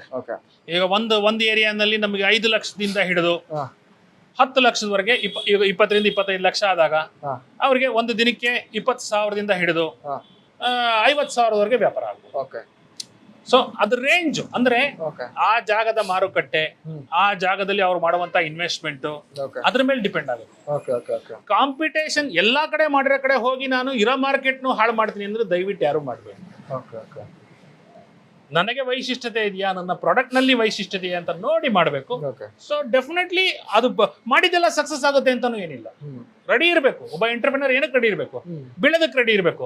ಬಿದ್ಮೇಲೆ ಏನಕ್ಕೆ ರೆಡಿ ಇರಬೇಕು? ಏಳೋದಕ್ಕೆ ರೆಡಿ ಇರಬೇಕು. ಬಿದ್ದು ಏಳುವುದು ಹೇಗೆ ಮುಖ್ಯ, ಬೀಳುವುದು ಮುಖ್ಯವಲ್ಲ. ಬೀಳಲೇಬೇಕು, ಬಿದ್ದರೆ ತಾನೇ ಏಳುವುದು. ಅಷ್ಟೇ. ಓಕೆ ಸರ್, ಒಂದು ಒಳ್ಳೆ ಲೊಕೇಶನ್ನೇ ಚೂಸ್ ಮಾಡ್ಬಿಟ್ಟು ಒಳ್ಳೆ ಟೀಮ್ ಬಿಲ್ಡ್ ಮಾಡಿ ಒಳ್ಳೆ ಪ್ರಾಡಕ್ಟ್ಸ್ ನ ಕೊಟ್ಟು ಅಂಡ್ ಜಾಸ್ತಿ ಕಾಂಪಿಟೇಷನ್ ಇದ್ರೂ ಕೂಡ ಜಾಸ್ತಿ ಒಂದು ಯೂನಿಕ್ನೆಸ್ ಆಗಿ ಬಿಸ್ನೆಸ್ ನ ಸ್ಟಾರ್ಟ್ ಮಾಡಿದ್ರು ಒಂದು ಮಂತ್ಲಿ ಎಷ್ಟು ಪ್ರಾಫಿಟ್ ನ ಎಕ್ಸ್ಪೆಕ್ಟ್ ಮಾಡ್ಬೋದು ಸರ್? ಅದನ್ನ ಹೇಳಿದ್ನಲ್ಲ, ಇವಾಗ ಆದಾಯ ಬಂದು ಅವ್ರು 50,000 ಪ್ರಾಫಿಟ್ ಇಂದ ಹಿಡಿದು range it starts lowest from 50,000 to above ಅಂದ್ರೆ ನಾವು ಎಷ್ಟು ಇದು ಮಾಡ್ಬೋದು? ನಿಮ್ಮ ಈಗ ನಾನು ಹೇಳ್ತೀನಿ, 400 ಜನ ಎಂಪ್ಲಾಯಿ ಮಾಡಿರೋರು 5 ಕೋಟಿ ವ್ಯವಹಾರ ಮಾಡ್ತಾರೆ. Profit it depends on your turn over. ನೀವು ಕೋಟ್ಯಾಂತರ ರೂಪಾಯಿ ಟರ್ನ್ ಓವರ್ ಮಾಡಿದಾಗ percentage of turn over, but it can start from that range. Minimum 50K to maximum. ಅಥವಾ ಇನ್ನೂ ತಳಗಡೆ ಬರ್ತೀರಾ ಅಂದ್ರೆ ಓಕೆ ಸರ್, ನಮ್ಮ ಹಳ್ಳಿ ಅಂದ್ರೆ ಮಿನಿಮಮ್ 30,000 ಅಂಡ್ ಅಬೋ. ನಾನು ಲೋಯೆಸ್ಟ್ ಇಂದ ಹೈಯೆಸ್ಟ್ ಹೇಳ್ತಾ ಇದ್ದೀನಿ. ಆದ್ರೆ ನಮ್ಮಲ್ಲಿ ಇನ್ನೊಂದೇನಂದ್ರೆ ಸೆಕೆಂಡ್ ಗೇರ್ ಅಂತ ಸಂಸ್ಥೆ ಇದೆ. ನಾವೇ ಸೆಕೆಂಡ್ ಗೇರ್ ಸಂಸ್ಥೆಯಲ್ಲಿ 2,500 ಜನಕ್ಕೆ ಮಾರ್ಗದರ್ಶನ ಮಾಡಿದ್ವಿ. ಸೊ ಯಾರಿಗಾರು ಮಾರ್ಗದರ್ಶನ ಬೇಕಂದ್ರೆ ಸಿಸ್ಟಮ್ಯಾಟಿಕ್ ವೇ ಆಗಿ ಮ್ಯಾನೇಜ್ಮೆಂಟ್ ಕಾನ್ಸೆಪ್ಟ್ಸ್ ಗಳನ್ನ ಹೇಳ್ಕೊಟ್ಟು ಅವ್ರಿಗೆ ತರಬೇತಿ ಕೊಡ್ತೀವಿ, ಡೀಟೇಲ್ ತರಬೇತಿ ಕೊಡ್ತೀವಿ. ಓಕೆ ಸರ್, ನೀವು ಇಷ್ಟೊತ್ತು ಮಾತಾಡಿದ್ ಕೇಳಿಸ್ಕೊಂಡ್ರೆ ನನಗೆ ನೀವು ಫಸ್ಟ್ ಸ್ಟಾರ್ಟಿಂಗ್ ಹೇಳಿದ್ರೆ ವೈ ನಾಟ್ ಬೇಕರಿ ಬಿಸ್ನೆಸ್, ನನಗೆ ಅದೊಂದೇ ಅನಿಸ್ತದೆ, ವೈ ನಾಟ್ ಬೇಕರಿ ಬಿಸ್ನೆಸ್. ಯಾಕಂದ್ರೆ ನೀವು ಇಷ್ಟು ಮಾತು ಕೇಳಿಸ್ಕೊಂಡ್ರೆ ಎಲ್ಲೋ ಒಂದು ಪಾಯಿಂಟಲ್ಲೂ ಈ ಬಿಸ್ನೆಸ್ ನಾನು ಮಾಡಬಾರ್ದು, ಮಾಡದೇ ಇರೋಕೆ ಒಂದೇ ಒಂದು ಪಾಯಿಂಟ್ ಸಿಕ್ಕಿಲ್ಲ, ಯಾಕಂದ್ರೆ ಪ್ರತಿ ಒಂದು ಪಾಯಿಂಟ್ ಇನ್ ಡೀಟೇಲ್ ಆಗಿ ಹೇಳ್ಬಿಟ್ಟಿದ್ರು ಸರ್. ನನಗೆ ನಿಜವಾಗ್ಲೂ ತುಂಬಾ ಖುಷಿ ಆಯ್ತು. Thank you so much sir. Okay, ನೀವು ನಿಮ್ಮ ಸೋಷಲ್ ಸರ್ವಿಸ್ ಬಗ್ಗೆ ಹೇಳ್ತಾ ಇರಿ, ನಾನು ಅದ್ರ ಬಗ್ಗೆ ತಿಳ್ಕೊಬೇಕು ಅಂತ ತುಂಬಾ ಕ್ಯೂರಿಯಾಸಿಟಿ ಆಗಿದ್ದೀನಿ ಸರ್. ಹೇಳಿ ಸರ್ ಅದ್ರ ಬಗ್ಗೆ. 2000 ಇಸ್ವಿಯಿಂದ ನಾನು ಸರ್ ರೂಟ್ ಸೆಟ್ ಅಂತ rural development self employment training institute ಮೈಸೂರಲ್ಲಿ ಓಕೆ ಸರ್ ತರಬೇತಿ ಮಾಡಕ್ ಶುರು ಮಾಡಿದೆ. ಹಳ್ಳಿ ಮಕ್ಕಳಿಗೆ ಬಿಸ್ನೆಸ್ ಪಾಠ ಹೇಳ್ಕೊಡೋದಕ್ಕೆ. ಓಕೆ ಅದರಿಂದ ಶುರು ಮಾಡಿ ನಂತರ ವೀರೇಂದ್ರ ಹೆಗಡೆ ಅವ್ರ ಜೊತೆ ಒಂದು ಬಾಂಧವ್ಯ ಬೆಳೀತು. ಮಾಡಿ 2010ರಲ್ಲಿ ಸೆಕೆಂಡ್ ಗೇರ್ ಅಂತ ಒಂದು ಪುಸ್ತಕವನ್ನ ಬಿಡುಗಡೆ ಮಾಡಿದೆ. ಇದು ಒಂದು MBA ಕಾನ್ಸೆಪ್ಟ್ ಫಾರ್ ಒಬ್ಬ ಸಣ್ಣ ನಾರ್ಮಲ್ ಎಂಟರ್ಪ್ರಿನರ್ ಆಗುತ್ತಿದ್ದು. ಅದಾದ್ಮೇಲೆ ನಾವು ನಮ್ಮ ಗೊರೂರಿನಲ್ಲಿ ಗೊರೂರು ಡೆವಲಪ್ಮೆಂಟ್ ಟ್ರಸ್ಟ್ ಅಂತ ಮಾಡಿ 1200 ವರ್ಷದ ಹಳೆ ದೇವಸ್ಥಾನಗಳನ್ನ ರೀಜನರೇಟ್ ಮಾಡಿದ್ವಿ. ಇವಾಗ GNK ಫೌಂಡೇಶನ್ ಅಂತ ಅಂದ್ಬಿಟ್ಟು ಒಂದು ಟ್ರೈನಿಂಗ್ ಇನ್ಸ್ಟಿಟ್ಯೂಟ್ ಮಾಡಿ ಭಾರತಾದ್ಯಂತ ಇರುವ ಹಳ್ಳಿ ಮಕ್ಕಳಿಗೆ ಬೇಕರಿ ಮತ್ತು ಕೆಫೆ ತರಬೇತಿ ಕೊಡಬೇಕು ಅಂತ ಹೇಳಿ ತರಬೇತಿ ಕೇಂದ್ರವನ್ನ ಶುರು ಮಾಡಿದ್ವಿ. Okay sir okay. ಸೊ ಹಾಗೂ ಮತ್ತು ಪೇಪರ್ ಹಾಕುವ ಮಕ್ಕಳಿಗೆ, ನಂದಿನಿ ಮಿಲ್ಕ್ ಹಾಕುವ ಮಕ್ಕಳಿಗೆ ವಿದ್ಯಾಭ್ಯಾಸ ಮಾಡಿಸ್ತೀವಿ. Okay sir. ಸೋಷಿಯಲ್ ವರ್ಕ್ ಅನ್ನೋದು ಹೇಗೆ ಅಂದ್ರೆ ಅದು ನಮಗೆ ಉಪ್ಪಿನಕಾಯಿ ತರ, ಅದನ್ನ ನಾವು ಜೋಡಿಸ್ಕೊಂಡ್ರೆ ಏನಾಗುತ್ತೆ, ಸಂತೋಷ ಜಾಸ್ತಿ ಆಗುತ್ತೆ. Okay sir. ಬರೀ ಪಡ್ಕೊಳ್ಳೋದ್ರಲ್ಲಿ ಮಜಾ ಇಲ್ಲ ರೀ, ಕೊಡೋದ್ರಲ್ಲೂ ಮಜಾ ಇದೆ. Okay sir okay okay. And ನಿಮ್ಮ ಫ್ಯೂಚರ್ ಪ್ಲಾನ್ಗಳು ಏನೇನಿದೆ ಸರ್? ಫ್ಯೂಚರ್ ಪ್ಲಾನ್ಗಳು ನನಗೇನಂತಂದ್ರೆ, ಈಗ ಇದೇ ಬೇಕರಿ ಉದ್ಯಮದಲ್ಲಿ ಓಕೆ ಎಲ್ಲರೂ ನಾವು ಸಾಮಾನ್ಯವಾಗಿ ಚರ್ಚೆ ಮಾಡುವಂತ ವಿಷಯ ಏನಂತಂದ್ರೆ ಸ್ಟಾಫ್ ಪ್ರಾಬ್ಲಮ್ಮು, ಸ್ಟಾಫ್ ಕೆಲಸ ಮಾಡಲ್ಲ, ಸ್ಟಾಫ್ ಇಂಟ್ರೆಸ್ಟ್ ಇಲ್ಲ. ನಾನು ಕೇಳೋ ಪ್ರಶ್ನೆ, ಸ್ಟಾಫ್ ಯಾಕೆ ಇಂಟ್ರೆಸ್ಟ್ ಇರಬೇಕು? Correct sir. ಹೌದು. ಸೊ ನನ್ನ ಡ್ರೀಮ್ ಏನಂತಂದ್ರೆ ಎಂಪವರಿಂಗ್ ದಿ ಸ್ಮಾಲ್ ಎಂಟರ್ಪ್ರನರ್ಸ್. ಭಾರತಾದ್ಯಂತ ಇರುವಂತಹ ಬೇಕರಿ ಉದ್ಯಮದಲ್ಲಿ ಆಸಕ್ತಿ ಇರುವಂತಹ ಸಣ್ಣ ಉದ್ಯಮಗಳನ್ನ ತೆಗೆದುಕೊಂಡು ಒಂದು ತಂಡವನ್ನ ಮಾಡಿ ತರಬೇತಿ ಮಾಡಿ ಎಲ್ಲರೂ ಸೇರಿ ಬೇಕರಿ ಉದ್ಯಮ ಮಾಡಿದರೆ, ಒಂದು ಕೋಆಪರೇಟಿವ್ ಮೂವ್ಮೆಂಟ್ ಮಾಡಿ ದೊಡ್ಡ ಒಂದು ಸಂಸ್ಥೆಯನ್ನ ಮಾಡಿ ಒಂದು IPO ಮಾಡಬೇಕು ಅಂತ ಆಸೆ. IPO ಅಂದ್ರೆ ಏನು? ನಮ್ದು BSc NSc ನಲ್ಲಿ ಬರಬೇಕು. ನನ್ನ ಜೊತೆ ಕೆಲಸ ಮಾಡುತ್ತಿರುವವರಿಗೆ ಲಕ್ಷಾಂತರ ರೂಪಾಯಿ ನೋಡ್ಬೋದಾ? ನನ್ನ ಸೆಕ್ಯೂರಿಟಿ ಗಾರ್ಡ್ ಲಕ್ಷ ನೋಡ್ಬೋದಾ? ನನ್ನ ಡ್ರೈವರ್ 1 ಲಕ್ಷ ದುಡ್ಡು ನೋಡಬಹುದಾ? ನನ್ನ ಸೀನಿಯರ್ ಮ್ಯಾನೇಜ್ಮೆಂಟ್ ಅವರು ಒಂದಷ್ಟು ಲಕ್ಷ ದುಡ್ಡನ್ನು ನೋಡಬಹುದಾ? ಕ್ರಿಯೇಟಿಂಗ್ ಎಂಪ್ಲಾಯ್ಮೆಂಟ್ ಒಂದು, ಎಂಪವರಿಂಗ್ ಎಂಟರ್ಪ್ರಿನರ್ಸ್ ಅಕ್ರಾಸ್ ಇಂಡಿಯಾ ಒಂದು, ಮತ್ತೆ training the unemployed youth in the bakery and cafe skills ಒಂದು. ಇದು ನನ್ನ ಡ್ರೀಮ್. ಓಕೆ ಸರ್, ತುಂಬಾ ಒಳ್ಳೆ ಡ್ರೀಮ್ ಇದೆ. ನಿಮ್ಮ ಎಲ್ಲಾ ಡ್ರೀಮ್ಗಳು ಬೇಗ ನೆರವೇರಲಿ ಅಂತ ನನ್ನ ಕಡೆಯಿಂದ, ನಮ್ಮ ಇಡೀ ಫ್ರೀಡಮ್ ಆ್ಯಪ್ ಕಡೆಯಿಂದ ನಾನು ಕೇಳ್ಕೊತೀನಿ ಸರ್. ಓಕೆ, ವಿಡಿಯೋ ನೋಡ್ತಿರೋರಿಗೆಲ್ಲ ಒಂದು ಕ್ವಶನ್ ಕಾಡ್ತೇನೆ ಸರ್. 2 ಕ್ವಶನ್ ಕಾಡ್ತಾ ಇರ್ತವೆ. ಒಂದು, ನಾನು ಈ ಬೇಕರಿ ಬಂದು ಫಸ್ಟ್ ಏನೋ ಟೇಸ್ಟ್ ಮಾಡಬೇಕು ಅಂತ. ಇನ್ನೊಂದು, ನಿಮ್ಮ ಮಾತು ಕೇಳ್ಬಿಟ್ಟು ನಿಮ್ಮ ಜೊತೆ ಇನ್ನೂ ಮಾತಾಡಬೇಕು, ಇನ್ನೂ ಏನೋ ಡೌಟ್ಸ್ ಇರುತ್ತೆ, ಇನ್ಫಾರ್ಮೇಷನ್ ತಗೋಬೇಕಂತ. ಸೊ ನಿಮ್ಮ ಬೇಕರಿ ಲೊಕೇಶನ್ ಎಲ್ಲಿ ಬರುತ್ತೆ ಅಂಡ್ ವಿಡಿಯೋ ನೋಡ್ತಿದ್ದವರು ನಿಮ್ಮನ್ನ ಕಾಂಟ್ಯಾಕ್ಟ್ ಮಾಡಬೇಕು ಹೆಂಗ್ ಕಾಂಟ್ಯಾಕ್ಟ್? ಬೇಕರಿ ಲೊಕೇಶನ್ ಎಲೆಕ್ಟ್ರಾನಿಕ್ ಸಿಟಿಲಿ ಬರುತ್ತೆ, ನೀಲಾದ್ರಿ ರೋಡ್ ಅಲ್ಲಿ. ಓಕೆ, ನಮ್ಮನ್ನು ಕಾಂಟ್ಯಾಕ್ಟ್ ಮಾಡೋರು gkpramod@gmail.com ಓಕೆ ಮೇಲ್ ಹಾಕಿದ್ರೆ. Okay sir okay. Thank you so much sir. ನನಗಂತೂ ಸಿಕ್ಕಾಪಟ್ಟೆ ಖುಷಿ ಆಯ್ತು. ಈ ವಿಡಿಯೋ ನೋಡಿ ನಿಮಗೆ A to Z ಇನ್ಫಾರ್ಮೇಷನ್ ಸಿಕ್ಕಿರುತ್ತೆ ಬೇಕರಿ ಬಿಸ್ನೆಸ್ನ ಏನೋ ಸ್ಟಾರ್ಟ್ ಮಾಡೋಕ್ಕೆ ಅನ್ಕೊಂಡಿರ್ತೀನಿ. ನಾನು ಫಸ್ಟ್ ಕ್ವಶನ್ಗೆ ಹೋಗ್ತೀನಿ. ನನಗೆ why bakery business, why not bakery business ಅಂತ ನಿಮ್ಗೆ ಎಲ್ರಿಗೂ ಅನ್ಸಿರುತ್ತೆ. ಯಾಕಂದರೆ ಎಲ್ಲ ಹೇಳ್ಬಿಟ್ಟಿದ್ದೀರಾ ಸರ್. ನನಗೆ ಅದೆಲ್ಲದಕ್ಕಿಂತ ಹೆಚ್ಚಾಗಿ ಇವ್ರು ಮಾತಾಡಿದ ಆವಾಗ ರೈಮಿಂಗು, ಆ ಡೈಲಾಗ್ಗಳು ನಂಗೆ ಸಿಕ್ಕಾಪಟ್ಟೆ ಇಷ್ಟ ಆಯ್ತು ಸರ್. ನಿಮ್ಗೆ ಎಲ್ಲ ಫ್ಯೂಚರ್ ಪ್ರಾಡಕ್ಟ್ಗಳು sir all the best sir ನನ್ನ ಕಡೆಯಿಂದ, ನಮ್ಮ ಇಡೀ ಫ್ರೀಡಮ್ ಆ್ಯಪ್ ಕಡೆಯಿಂದ. Thank you. ಫ್ರೀಡಮ್ ಆ್ಯಪ್ ಬಗ್ಗೆ ನಾನು ಒಂದು ಮಾತು ಹೇಳಬೇಕು. ಹಾಂ ಸರ್, ಹೇಳಿ ಸರ್. ಫ್ರೀಡಮ್ ಆ್ಯಪ್ ಅವರು ಈ ಫೈನಾನ್ಷಿಯಲ್ ಆಸ್ಪೆಕ್ಟ್ಸ್ ಬಗ್ಗೆ ಒಳ್ಳೆ ಎಜುಕೇಟಿವ್ ಪ್ರೋಗ್ರಾಮ್ ಮಾಡ್ತಾ ಇದ್ದೀರಾ. ನಮ್ಮಲ್ಲಿ ಇದು ಬಹಳ ರಿಕ್ವೈರ್ಡ್ ಇದೆ. ಸೊ ಇನ್ನೂ ಹೆಚ್ಚಿನ ರೀತಿಯಲ್ಲಿ ಪ್ರೋಗ್ರಾಮ್ ಮಾಡಿ ಫ್ರೀಡಮ್ ಆ್ಯಪ್ ಭಾರತಾದ್ಯಂತ, ಪ್ರಪಂಚಾದ್ಯಂತ ಬೆಳಿಬೇಕು. ನಿಮ್ಮಲ್ಲೂ ಒಳ್ಳೆ ಫೌಂಡರ್ ಇದ್ದಾರೆ, ಒಳ್ಳೆ ಟೀಮ್ ಇದೆ, ಎಲ್ಲ ಚೆನ್ನಾಗಾಗ್ಲಿ ಫ್ರೀಡಮ್ ಆ್ಯಪ್ ಸಿಬ್ಬಂದಿಗಳಿಗೆ ಎಲ್ಲರಿಗೂ ಅಂತ ನಾನು ಹಾರೈಸ್ತೇನೆ.